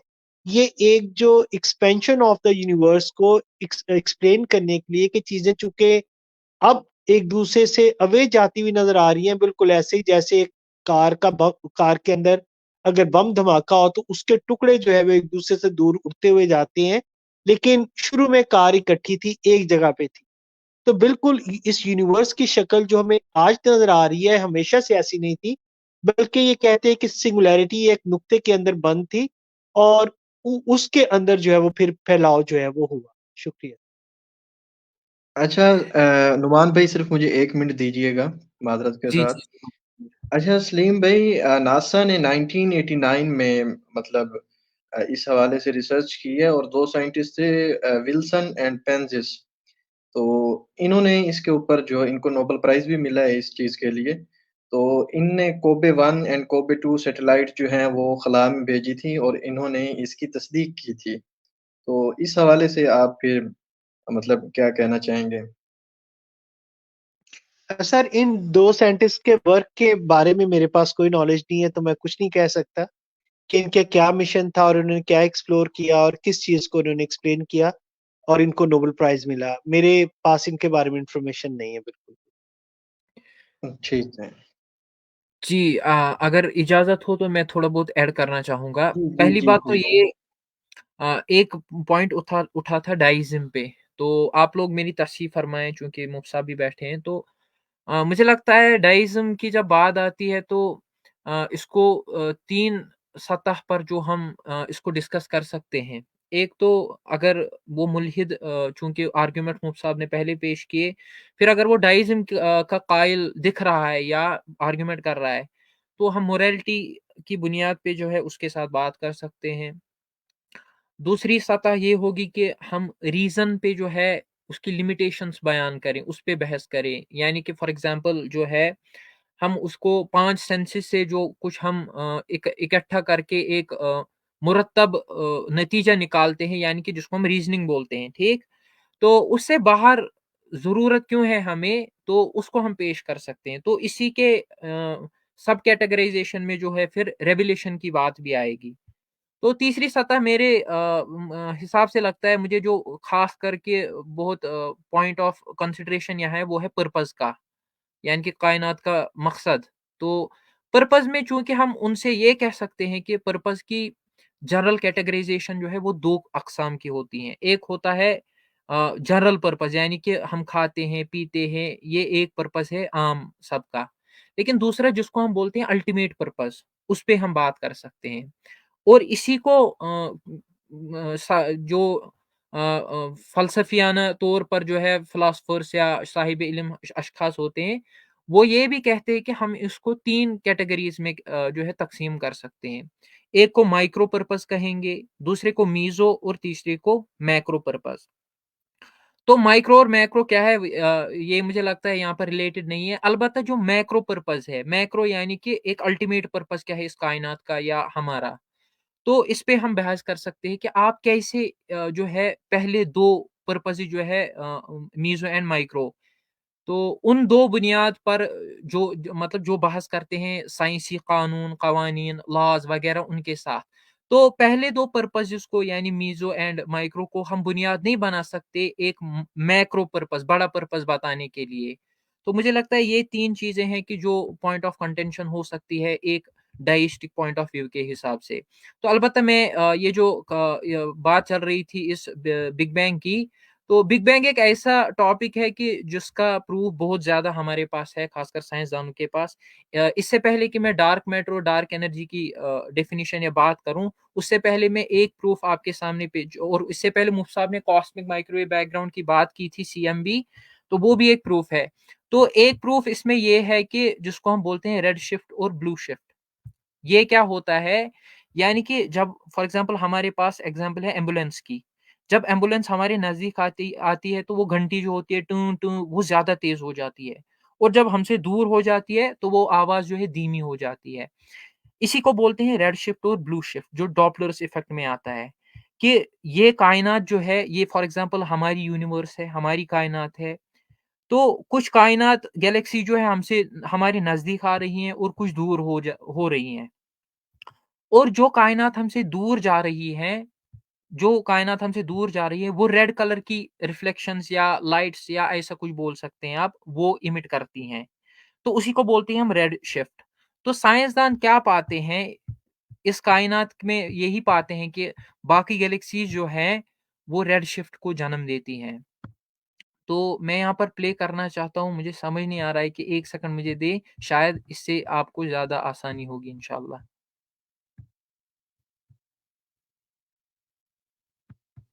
जी, आ रहा है। तो ये देखिए आप, ये कायनात ऐसी है जो हमारे कायनात के नज़दीक है या अर्थ के नज़दीक है, और ये जो है ब्लू इफ़ेक्ट है, ब्लू शिफ्ट है, ठीक है ना? अगर ये कायनात हमारे नज़दीक आती है तो वो ब्लू शिफ्ट देगी, और अगर ये कायनात दूर जा रही है तो वो एक रेड शिफ्ट यानी कि रेड ग्लो देगी और हमें दिखेगा। और साइंसदानों ने यही पाया है कि हम रेड शिफ्ट पाते हैं, तो इससे ये एक प्रूफ उनका बनता है कि ये कायनात जो है एक्सपैंड हो रही है। और फिर वो खुद एक इफ़ेक्ट है इस बात का कि सिंगुलैरिटी से निकल कर जो है ये कायनात जो है एक्सपैंड हुई है। और इसके अलावा जो है ये भी नासा की वेबसाइट पे भी आप देख सकते हैं, ये हीट सिग्नेचर जो पाए गए हैं कायनात में, यूनिवर्स में, तो ये भी एक सबूत है। तो अलबत्ता इसके अलावा जो मैं लास्ट पॉइंट आपके सामने पेश करूँगा, तो उसके बाद मुफ्ती साहब या आप हज़रात भी बात करें। तो डार्क मैटर की बात आई थी, ये यहाँ पर मैंने डेफिनिशन सामने नीचे जो लिखी है। मैटर हमें पता है वो चीज़ें जो प्लैनेट, एटम, एलिमेंट वगैरह इस सब को हम मैटर बोलते हैं। अब क्या है कि चूँकि साइंसदानों ने प्रूफ उनको मिल गया कि ये कायनात जो है एक्सपैंड हुई है, एक सिंगुलैरिटी से आके जो है ये कायनात ऐसे वजूद में आई और आज हमारे पास इस शक्ल में है कि ये बिखरी हुई है, ठीक है ना? तो मसला ये है कि वो क्या चीज़ थी, वो क्या वजह थी कि जिस वजह से ये एक्सपैंड हो गई? क्योंकि हर किसी चीज़ के लिए एनर्जी की ज़रूरत इस कांसेप्ट से समझाया जाता है साइंटिफिकली। तो सिंगुलैरिटी के बाद जिस चीज़ ने, जिस फ़ोर्स ने इन वजूद आए हुए चीज़ों को या ये गैलेक्सीज़ को एक दूसरे से दूर किया, बिखेर दिया, उसी का नाम है डार्क एनर्जी। उसी का नाम है डार्क एनर्जी, ठीक? अच्छा, अब क्या मसला है, ये हो गया मैटर और डार्क एनर्जी का कांसेप्ट। इसके अलावा आता है हमारे पास डार्क मैटर। تو ڈارک انرجی وہ انرجی تھی جس نے اس کائنات کو جو ہے بکھیرا، یعنی کہ یہ ایک وجہ تھی جس سے یہ گلیکسیز آپس سے دور ہو گئی اور ایکسپینشن ہو رہی ہے، انفلیشن ہوئی اور ایکسپینشن. تو یہ ہے ڈارک انرجی. اچھا ڈارک میٹر کیا ہے؟ اب دیکھیں ڈارک میٹر کیا ہے.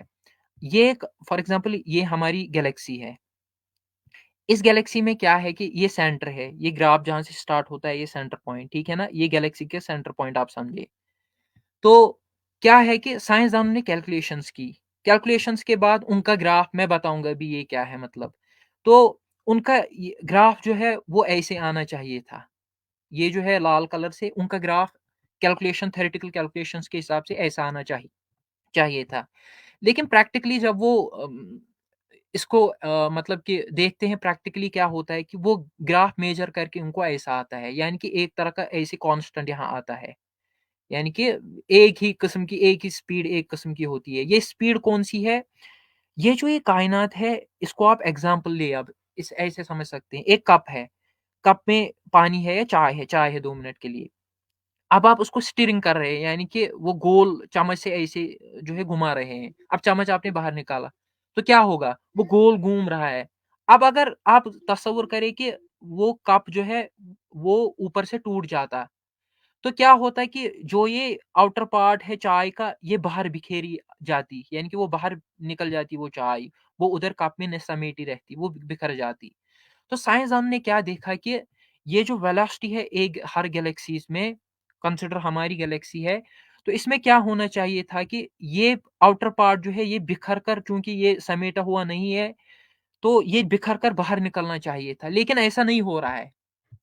یہ سپیڈ ویلاسٹی یہاں پر جو ہے وہ کانسٹنٹ ہے، جس کی وجہ سے یہ کنفائنڈ ہے، فکسڈ ہے اس گلیکسی میں. تو وہ جو چیز ہے جو اس کو سمیٹی ہوئی ہے اسی گلیکسی میں، اسی کا نام ہے ڈارک میٹر. تو یہ ہے ڈارک میٹر. گویا میٹر، پلینٹ، ایٹم وغیرہ وہ سب چیز ہے. ڈارک انرجی وہ چیز ہے جس نے اس کو ایکسپینڈ کیا جب یہ وجود میں آئی پوری کائنات کو، ٹھیک. اور ڈارک میٹر وہ چیز ہے جو ان گلیکسیز کو سمیٹی ہوئی ہے. جی حضرت یہ تھا اس کے متعلق. اچھا اچھا سر، میں تھوڑا سا اگر ریڈ شفٹ میں ایڈ کرنا چاہوں جی تو ضرور حضرت. اصل میں ہمارے پاس جو وائٹ لائٹ ہوتی ہے نا، اس کو جب پرزم میں سے پاس کیا جاتا ہے it will split into 7 colours. تو 7 کلرز میں جو اسمالسٹ ویو لینتھ ہوتی ہے، یعنی سائز میں چھوٹا ہوتا ہے، وہ وائلٹ ہوتا ہے، پھر انڈیگو ہے، بلو ہے، گرین ہے، یلو ہے، اورنج ہے. ریڈ کلر جو ہے نا، وہ اس کو ہم کہتے ہیں الیکٹرو میگنیٹک اسپیکٹرم. اسپیکٹرم کے اندر آتا ہے ویزیبل لائٹ، اس کو بولتے ہیں ڈسپرشن آف لائٹ. تو جو ریڈ کلر ہے نا وہ ڈسپرشن کے ٹاپ پہ ہوتا ہے، اور ہمارے پاس وائلٹ کلر جو ہے وہ باٹم پہ ہوتا ہے. اب یہ کیا کیا گیا کہ لیبارٹری کے اندر ایک ڈسپرشن آف لائٹ کی گئی، یعنی ایک لائٹ کو گیس میں سے گزارا گیا تو وہ جو گیس تھی وہ ایکسائٹیڈ ہوئی، اور اس نے پھر جو ہے وہ ایک spectrum of light for example یا پرزم میں سے آپ نے گزارا، اور آپ نے یہ اسپیکٹرم لے لیا وائلٹ سے ریڈ تک. ٹھیک. اب اسی طرح ہم نے جب لائٹ کو گیس میں سے گزارا، گیس ہائیڈروجن تھی، تو اس کا بھی ایک اسپیکٹرم آیا. ٹھیک ہے. اور اس پہ بھی جو ہے وہ کلرز آئے، اور ریڈ کلر اینڈ پہ تھا. تو وہ ہمارے پاس لیب کے اندر جو ہے وہ ایک اسٹینڈرڈ اسپیکٹرم تھا جو ہائیڈروجن گیس ہمیں دے رہی تھی، وہ ہائیڈروجن کا اسپیکٹرم ہمارے پاس تھا. اب جب یہ پوری کائنات ہائیڈروجن سے مل کے بنی ہے، جب فردر اپارٹ جو یعنی گلیکسیز تھی ان سے جو روشنی آ رہی تھی تو ان کا بھی ہم نے اسپیکٹرم جو ہے اوبٹین کیا، تو وہ بھی ہائیڈروجن کا تھا. تو اس میں یہ دیکھا گیا کہ اس کی یہ جو اسپیکٹرم آیا نا، یہ لائنز کی شکل میں آیا ہمارے پاس. یہ دو طرح کا ہوتا ہے، ایک طرح کا ایبزارپشن اور ایک امیشن. ہم یہ سمجھتے ہیں کہ ہمارے پاس ایک لائنیں آئیں، لیکن جو دوسری گلیکسیز سے لائنیں آ رہی تھی نا وہ سمٹ کے ریڈ پارٹ کی طرف تھی، یعنی ان کی ویو لینتھ جو ہے وہ ان کی جو سائز تھا وہ ایز کمپیئر ٹو وہ ریڈ لائٹ جو ہم نے لیب کے اندر حاصل کی اس سے زیادہ تھا. تو وہاں سے ہمیں یہ پتا چلا کہ وہ جو گلیکسی ہے وہ جو ہے وہ ہم سے اوے جا رہی ہے، اور جو لائنیں سمٹ کر بلو کلر کی طرف جاتی ہیں تو اس کو ہم بولتے ہیں بلو شفٹ. اور بلو شفٹ جو ہے یعنی لائن کا سکڑنا towards the blue part of the spectrum. ابھی بتایا نا 7 کلرز ہوتے ہیں، تو جو لائنیں ہمیں ایک دور کی گلیکسی سے ہمیں جو لائٹ آ رہی ہے اس کا جو اسپیکٹرم ہے وہ اس کی لائنیں جو ہے نا وہ آپ سمجھ لیں کہ ٹورڈز دا ریڈ کلر ہوتی ہیں، اور جو گلیکسی ہماری طرف آ رہی ہو اس کی جو لائنیں ہوتی ہیں وہ ٹورڈز بلیو ہوتی ہیں۔ تو جو ریڈ شفٹ کا مطلب ہے کہ یہ جو ہمارے پاس لائٹ آ رہی ہے بہت دور کی گلیکسی سے، اس کی جو ویو ہے اس کا سائز بڑا ہو جاتا ہے، بالکل جس طرح آپ نے ایمبولینس کی اگزامپل دی کہ جو ایمبولینس آپ کی طرف آ رہی ہو تو آپ کو آواز زیادہ سنائی دیتی ہے، تو اس کا مطلب ہے کہ number of sound wave that will enter into your ear, ان کی فریکوینسی بڑھ جاتی ہے اور ویو لینتھ چھوٹی ہوتی ہے۔ جو ہی ایمبولینس آپ کو پاس کرتی ہوئی آپ سے اوے جاتی ہے تو اس کی جو ساؤنڈ ہے اس کی جو ویو ہے یا لہر ہے اس کا سائز بڑا ہو جاتا ہے اور فریکوینسی کم ہوتی ہے، اس وجہ سے ہمیں وہ کم سنائی دیتی ہے۔ تو یہ میں نے تھوڑا سا ایڈ کیا ہے ریڈ اور بلو شفٹ میں، اور جو انہوں نے ڈارک انرجی اور ڈارک کا کانسیپٹ کیا ہے بالکل وہ وہی تھا کہ وہ کہتے ہیں کہ دو گلیکسز کے درمیان سپیس ہے نا، پہلے کہا گیا کہ یہ ہائیڈروجن سے فیلڈ ہے، ہائیڈروجن ملی نہیں، پھر ایتھر کا کانسیپٹ آیا، ایتھر سے جو ہے وہ بھری ہوئی ہے، اور اس کے بعد جب سپیڈ میجر کی گئی تو جو ایکسپیریمنٹل تھی تھیوریٹیکل تھی اور ایکسپیریمنٹل تھی اس کے اندر جو ڈفرنس آیا اس کو زیوم کرتے ہوئے دیکھا گیا کہ سپیس کے درمیان یہ گلیکسس کے درمیان جو سپیس ہے فلڈ ود انویزیبل میٹر، اور اس کو پھر ڈارک میٹر کا نام دیا گیا، اور ڈارک انرجی کا جو انہوں نے بتایا کہ انرجی جو ہے وہ ایکسپینڈ کر رہی ہے، وہ ایک ان پہ پش اپلائی کر رہی ہے، اور دوسرا آپ نے جو کانسیپٹ دیا کہ اس کی ریگولر شیپ کیا ہے بالکل وہ ویسے ہی ہے۔ شکریہ، تو یہ میں تھوڑا سا ایڈ کرنا چاہ رہا تھا۔ اچھا سر، میں ایک چیز بتانا چاہتا ہوں اور وہ آپ جابر بھائی آپ کی آواز بہت کم آ رہی ہے۔ ابھی آواز آ رہی ہے میری؟ ہاں ابھی گزارا ہو جائے گا۔ جی سر سلیم صاحب، میرا سوال ہے آپ سے کہ ویکیوم انرجی ہے کیا وہ وجود باری تعالیٰ کو ثابت کرتی ہے یا نہیں؟ آپ اس کے اوپر بہتر طریقے سے وضاحت دے سکتے ہیں؟ اچھا بھائی، ویکیوم انرجی ہم نہیں کہتے، ہم اس کو ایک اسپیسیفک نام دیتے ہیں، ہم کہتے ہیں کوانٹم فیلڈ۔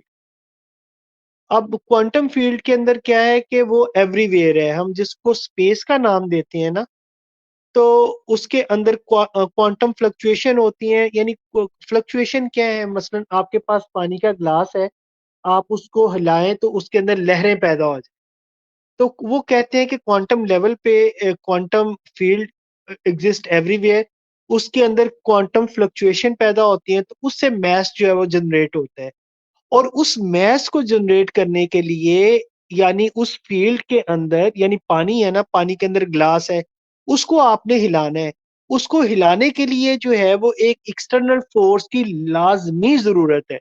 یہ کوانٹم میکینکس ہمیں یہ بتاتی ہے کہ پانی کے بھرے ہوئے گلاس کو اگر آپ نے ہلانا ہے تاکہ اس کے اندر جو پانی ہے وہ ہلے، تو اس کے ہلانے کے لیے ایک ایکسٹرنل فورس کی ضرورت ہے، اس کے علاوہ جو ہے وہ نہیں ہل سکتا، یعنی ایکسٹرنل وہ نہیں ہل سکتا۔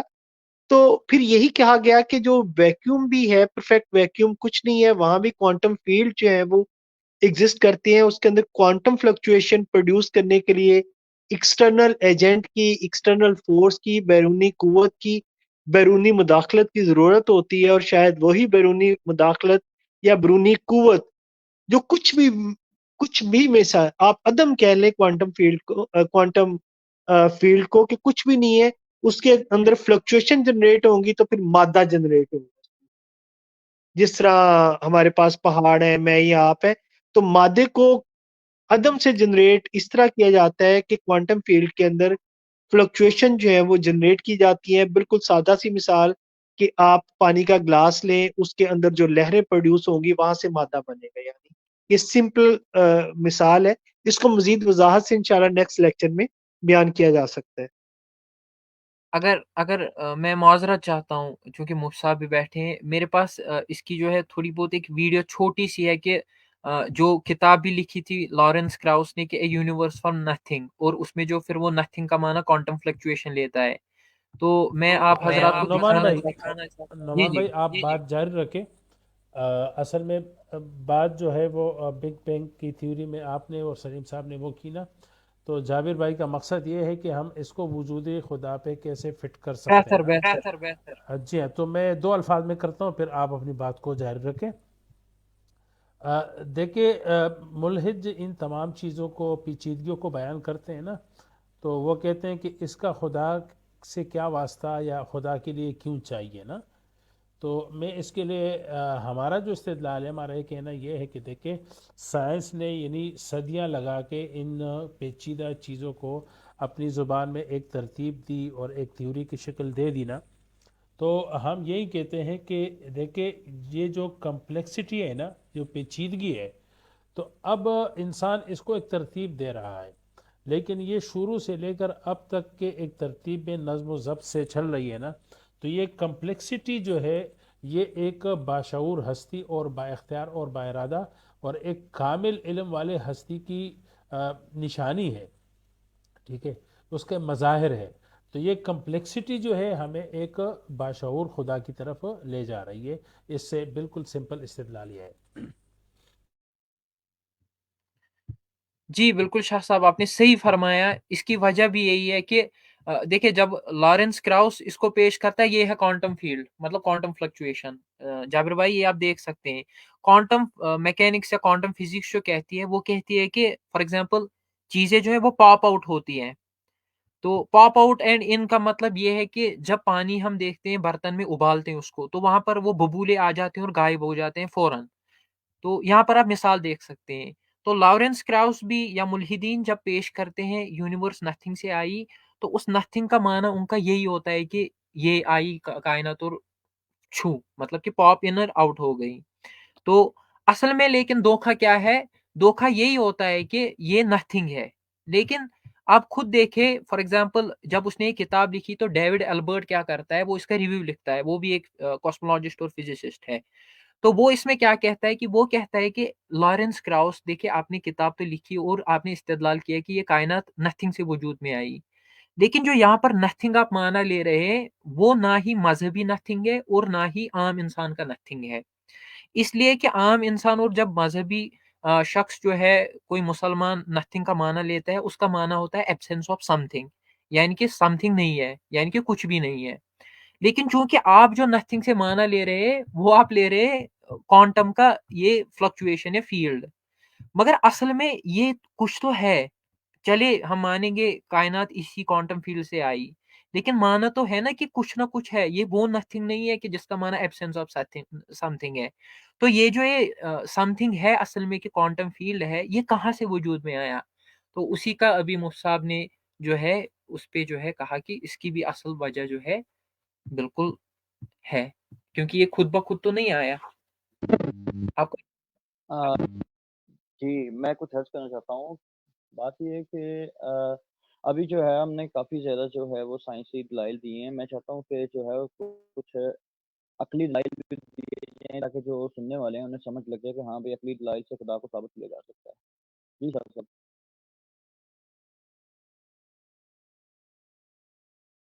جی میرے خیال میں اگر کچھ سوالات کیے جائے، اگر سننے والے ہیں تو ان کو لیا جائے، نہ ہو تو پھر ان کی طرف سے آپ حضرات یا کوئی بھی ساتھی سوال کرے، چونکہ سب رد الحاد کے ماہر ہے اور ایک تجربہ ہے.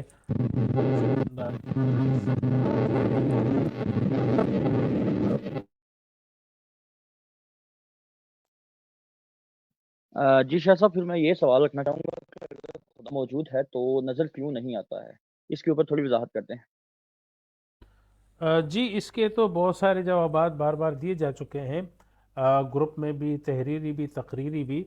تو میرا سوال یہ ہے کہ اگر کسی ملحد نے خدا کو اس طرح پہچاننا ہے کہ وہ میرے سامنے آئے اور میں اس کو دیکھوں، تو سوال یہ ہے کہ آپ کو کیسے پتہ چلے گا کہ یہ خدا ہے؟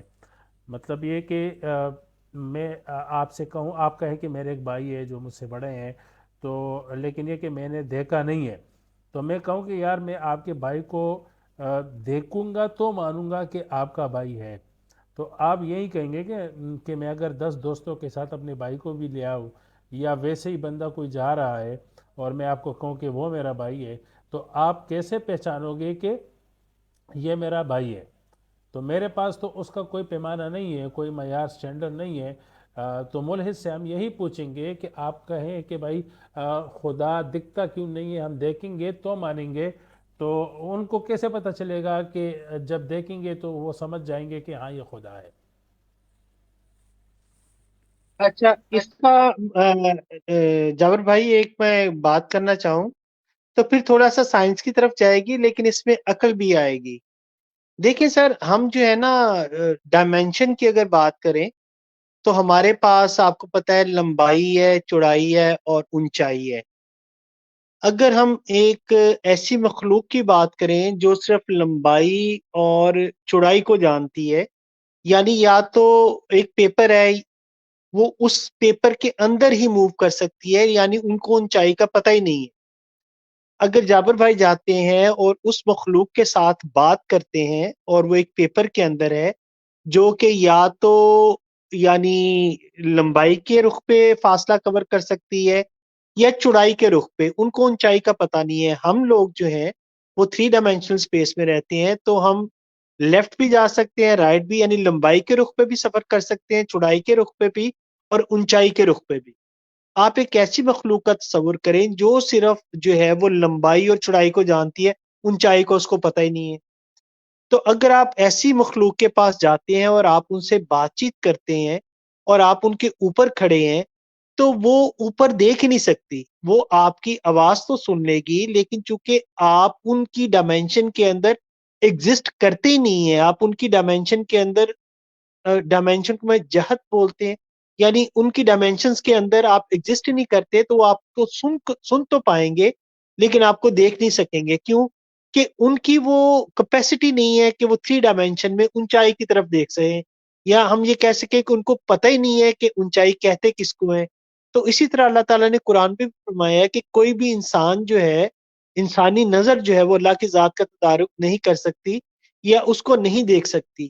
تو اگر ہم یہ سمپل مثال ہم لے رہے ہیں 2 ڈائمینشن کے لیے، تو اب اللہ کس ڈائمینشن کے اندر ایگزسٹ کرتا ہے؟ اگر وہ ہمارے سامنے بھی ہو اور ہم سے بات بھی کریں لیکن ہماری جو ڈائمینشن ہے وہ اس کے ساتھ میچ ہی نہیں کر رہی، کیونکہ ہم تو لمبائی، چوڑائی اور اونچائی کو ہی جانتے ہیں. تو اگر اللہ تعالیٰ جو ہے وہ کسی اور ڈائمینشن میں ہو، ہم سے بات چیت بھی کرے، ہمیں آواز بھی سنائی دے، لیکن ہم اس وقت تک نہیں دیکھ سکتے جب تک ہم اسی ورڈ کے اندر، اسی کائنات کے اندر یا انہی ڈائمینشنز کے اندر نہ چلے جائیں جہاں پہ وہ ذات ایگزسٹ کرتی ہے. تو میرا خیال یہ عقلی دلیل بھی ہے اور سائنسی بھی ہے. شکریہ. جابر بھائی، یہ مزید جی، اس اگر پہ اس میں کو تھوڑی سی ہم وضاحت بات کروں. کریں جی تو یہ سوال ایسا ہی ہے کہ کوئی ملحد ایک گاڑی کے پاس کھڑا ہو اور وہ کہے کہ میں مثال کے طور پہ اس کے پاس ایک ٹویوٹا فارچونر ہے، تو اس کے پاس کھڑا ہو کے وہ کہتا ہے جی میں اس گاڑی کی فیکٹری کو مانتا ہی نہیں ہوں. اب اس سے وجہ پوچھی جائے تو وہ کہے جی وہ اس لیے کیونکہ اس گاڑی کا جو باڈی ہے اس کے اندر وہ فیکٹری ہے ہی نہیں، وہ یہ نظر ہی نہیں آ رہی. تو یہ سوال بالکل ایک ایسا ہی بنتا ہے. جی دیکھیں، جس طرح کہ سلیم صاحب نے وضاحت کر دی نا کہ ہم 3 ڈائمینشن اسپیس میں رہتے ہیں، تو جو چیز ہمیں سامنے اس میں آئے گی تو ہم دیکھ سکیں گے. اور خدا تعالیٰ کی ذات تو مطلب کسی بھی ڈائمینشن سے ماورا ہے، پاک ہے. تو دیکھیں اسی 3 ڈائمینشن میں بہت ساری چیزیں ہم اپنی آنکھوں سے نہیں دیکھ سکتے. مثلا ہم وائرس نہیں دیکھ پاتے، ہم بیکٹیریا کو نہیں دیکھ پاتے. اس کے لیے ہمیں کیا چاہیے؟ اس کے لیے ہمیں ایک خاص انوائرمنٹ چاہیے اور خاص آلات چاہیے جو مائکروسکوپ وغیرہ سے ہم دیکھ سکتے ہیں نا. ایسا ہی ہے نا. تو اب خدا کو دیکھنے کے لیے ہمیں کیا چاہیے؟ تو خدا کو دیکھنے کے لیے ہمیں بتا دیا گیا کہ بھائی ہمیں جنت چاہیے اور جنتی والی صفات چاہیے. جس طرح کہ بیکٹیریا کو دیکھنے کے لیے ہمیں کیا چاہیے؟ بیکٹیریا کو دیکھنے کے لیے ہمیں ایک مائکروسکوپ چاہیے جو کہ ہمیں ایک چھوٹی چیز آنکھوں سے نظر نہ آنے والی وہ بھی ہمیں دکھا دے. تو اسی طرح خدا تعالیٰ کی ہستی دکھانے کے لیے ہمیں وہ ماحول چاہیے جو کہ جنت والا ماحول ہے. تو جب تک کہ ہم وہاں جائیں گے نہیں تو ہم دیکھ نہیں پائیں گے. جس طرح کہ دنیا میں بہت ساری چیزیں ہم خاص ماحول میں دیکھ سکتے ہیں، ہر ماحول میں تو نہیں دیکھ سکتے.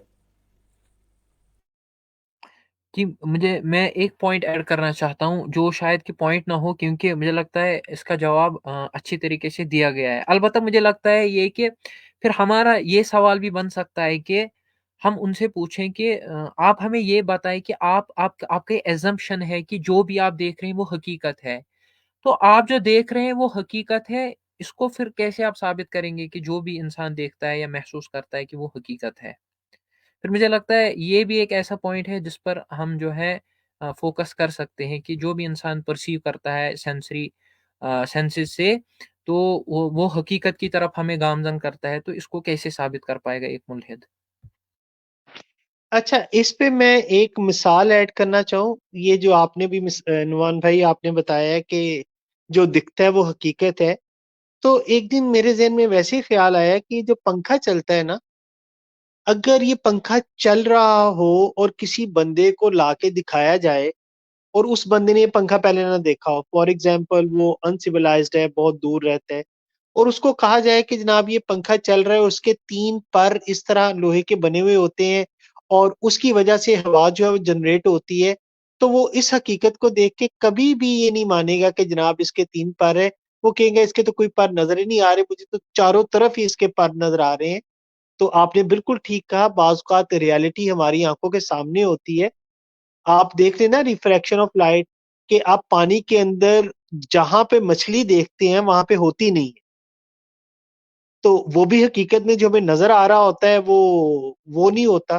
اس طرح سراب آپ لے لیں، بالکل آپ نے ٹھیک کہا کہ جو ریالٹی ہوتی ہے بعض اوقات ایسا ہوتا ہے کہ وہ ہمیں نظر تو آتی ہے، اپیرنٹ ٹو بی، لیکن وہ ہوتی نہیں ہے. Thank you. جی میں اس پہ تھوڑی سی وضاحت مزید کروں. یہ جو کہا جاتا ہے نا کہ ہم دیکھیں گے تو مانیں گے، اور سائنس تو دیکھنے پر اور تجربے پر چلتی ہے. معذرت شاہ صاحب، آپ کی آواز بہت کم آ رہی ہے. جی ابھی آ رہی ہے؟ جی ابھی بہتر ہے.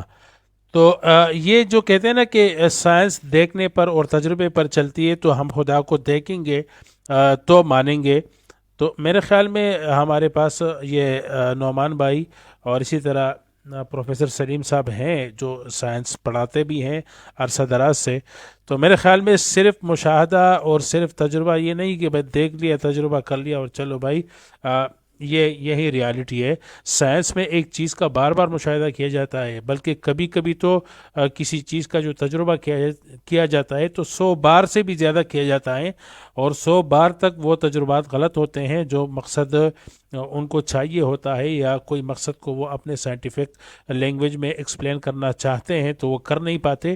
تو میرے خیال میں ایک چھوٹی سی چیز کے لیے وہ کئی بار تجربہ کرتے ہیں، کئی مشاہدات کرتے ہیں، تب جا کر وہ کسی نتیجے تک پہنچتے ہیں.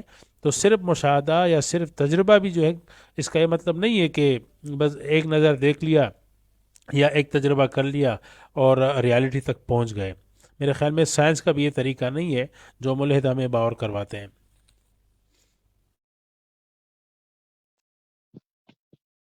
جی شاہ صاحب، میں ایک اور چیز پوچھنا چاہتا ہوں. یہ عدم اور معدوم کے بارے میں تھوڑی سی وضاحت کرتے ہیں آسان الفاظ میں. یہ عدم کے بارے میں تو نعمان نے جو کہا کہ لارس کراؤنس ہے، اس نے جو ہے عدم کی تعریف کی ہے، کوانٹم فیلڈ کو اس نے عدم.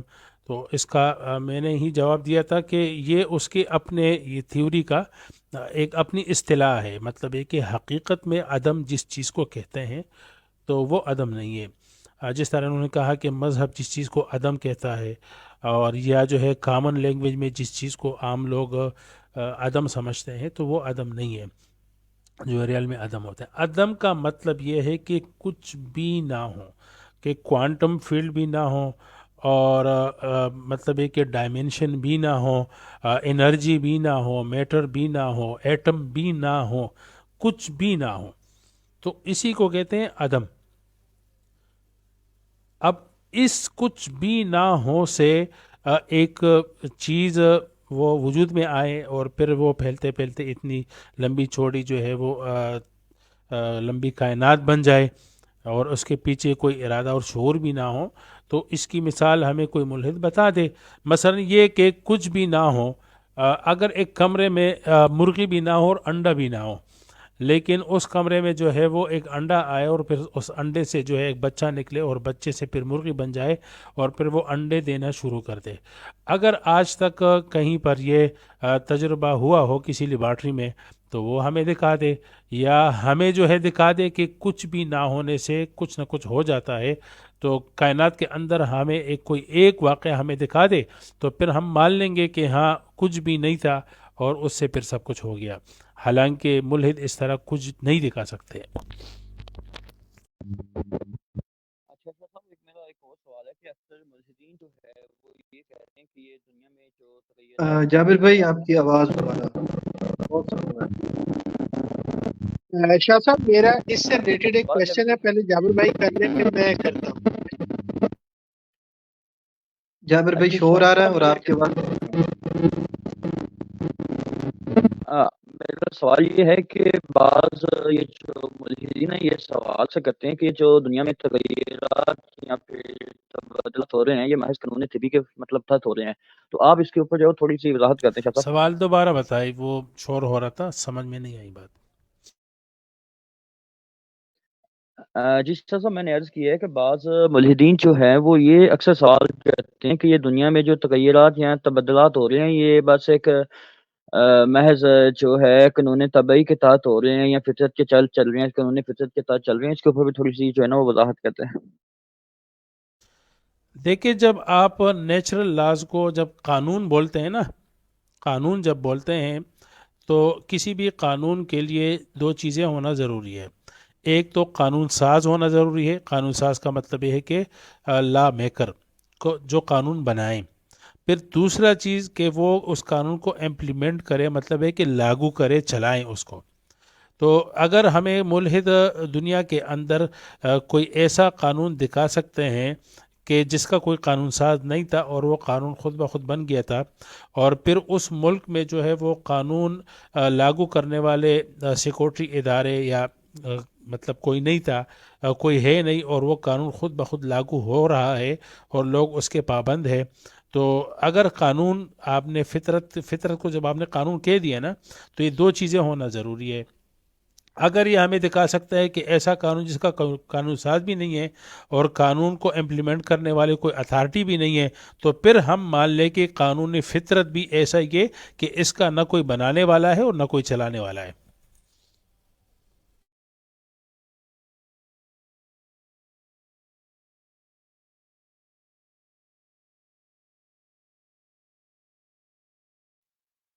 جی جابر بھائی اور کوئی سوال؟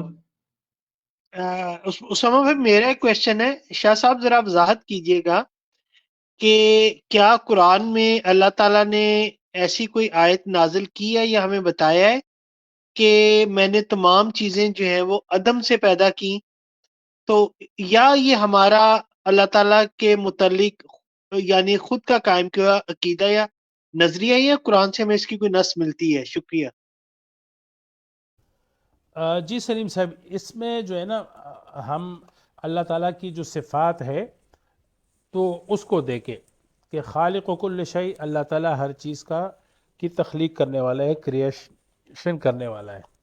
اور پھر اللہ کی صفات میں آتا ہے بدیع السماوات والارض، ابداع کہتے ہیں کسی چیز کے جب میٹر بھی نہ ہو اور اس کا کوئی سیمپل صورت بھی نہ ہو اور پھر اس کو آپ ایک شیپ دے دیں، تو اس کو کہتے ہیں بدیع السماوات والارض۔ مطلب ہے کہ آسمان و زمین کی کوئی شیپ بھی نہیں تھی اور اس کا میٹر بھی نہیں تھا، اور اللہ تعالیٰ نے اس کو وجود دیا۔ اسی طرح مبدی یعنی انشاء کہتے ہیں والذی انشأکم، تو انشاء بھی کہتے ہیں کہ اول تخلیق کرنا، یعنی پہلی تخلیق کرنا۔ تو یہ اللہ تعالیٰ کی جو صفات ہے اگر ہم اس کو دیکھیں گے تو جو بدیع ہے ابداع، اور جو انشاء ہے جو پہلی تخلیق کو کہتے ہیں، تو یہ دو چیزیں ہمیں بتاتی ہے کہ کچھ بھی نہیں تھا، یعنی میٹر بھی نہیں تھا، اللہ نے اس کا انشاء فرمایا، یعنی اس کو تخلیق فرمایا، اور اس میٹر کی کوئی صورت شکل بھی نہیں تھی اور اس کو پھر اس میں اللہ نے ابداع فرما دیا، بدیع السماوات کر دیا۔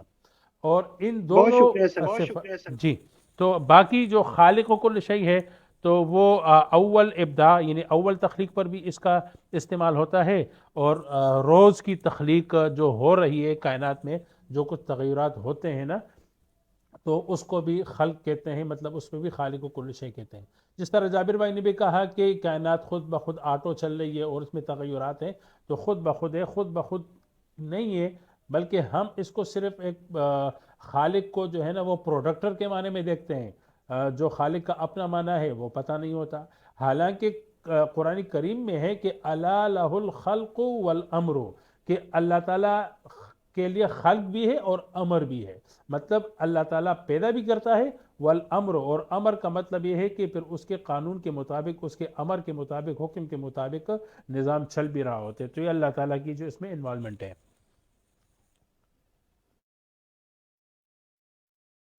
تھینک یو سر، بہت شکریہ، جزاک اللہ. اچھا صاحب، جیسا کہ سلیم بھائی سے میں نے ایک جگہ پر پڑھا تھا، ایک آیت ہے میرے ذہن میں نہیں آ رہی وہ آیت ہے، تو تب جو ہے ہم نے تمہیں وجود بخشا. کچھ اس طرح کی آیت ہے، تھوڑا اس کے اوپر جو ہے وہ وضاحت کرتے ہیں. آپ کی شروع کی آواز بالکل سمجھ میں نہیں آئی. جی شاہ صاحب، میں یہ کہہ رہا ہوں کہ جیسا کہ سلیم بھائی نے پوچھا تھا کہ عدم کے متعلق کوئی قرآن مجید میں کوئی آیت موجود ہے، تو میرے خیال سے میں نے کہیں پہ پڑھا تھا قرآن مجید کی آیت، اور مجھے یاد نہیں آ رہی. اس میں لکھا تھا ترجمے میں کہ جب تم قابل ذکر نہیں تھے تب ہم نے تمہیں جب وجود بخشا، کچھ اس طرح کا اس کا ترجمہ تھا. تو اس کے اوپر تھوڑی سی جو ہے نا وہ وضاحت کرتے ہیں.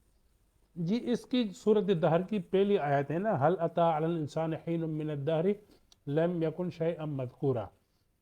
لم يكن شيئا مذکورا کہ وہ کوئی قابل ذکر چیز نہیں تھی. تو اس میں بعض مفسرین کہتے ہیں کہ قابل ذکر چیز نہیں تھی، تو اس سے مطلب عدم مراد لیتے ہیں. لیکن میرے خیال میں جب ہم کسی چیز کو کہتے ہیں کہ لم یکن شیئا، کہ وہ شے تھا، تو شے جو ہے وہ وجود میں آ گئی تھی، لیکن مذکورہ وہ قابل ذکر نہیں تھی. اور اس کے بعد آگے جو ہے وہ اللہ تعالیٰ فرماتے کہ ہم نے انسان کو نطفے سے بنایا. تو میرے خیال میں یہ عدم کی آیت نہیں ہے، بلکہ انسان جب نطفے کی حالت میں تھا تو کوئی ویلیو اس کی نہیں تھی، سٹیٹس نہیں تھا، کچھ بھی نہیں تھا، لیکن اس سے اللہ تعالیٰ نے ایک خوبصورت انسان بنا دیا اور قابل ذکر چیز بنا دی. تو میرے خیال میں یہ آیت عدم پہ نہیں ہے، باقی بعض مفسرین نے اس کو عدم پر بھی فٹ کیا ہے.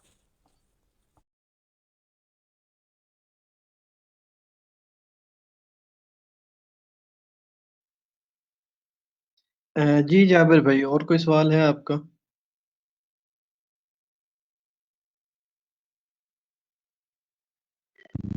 ہاں بھائی، فی الحال تو کوئی سوال نہیں ہے میرے خیال سے. ابھی جو ہے تقریباً 2 گھنٹے ہونے والے ہیں. اس ٹیم کو جو ہے یہیں پہ اینڈ کرتے ہیں. انشاءاللہ جو ہے وہ اگلے موضوع پر جو ہے کوئی اور سٹریم کریں گے اگلے جمعے کو. آپ سب کی کیا رائے ہے تھوڑا بتا دیں. ٹھیک ہے، انشاءاللہ اس کو آگے لے کے چلتے ہیں سیکنڈ ایپیسوڈ کی طرف. موضوع یہی رکھتے ہیں. شاہ صاحب کیا خیال ہے؟ سلیم صاحب، نعمان بھائی؟ جی بھائی. جی مناسب ہے، جی مناسب ہے، بہت ٹائم ہو گیا. ٹھیک ہے، ٹھیک ہے، ٹھیک ہے جابر بھائی. چلے میں لائیو سٹریم جو ہے وہ اینڈ کر رہا ہوں. جی ٹھیک ہے، اللہ حافظ. اوکے جناب، اللہ حافظ.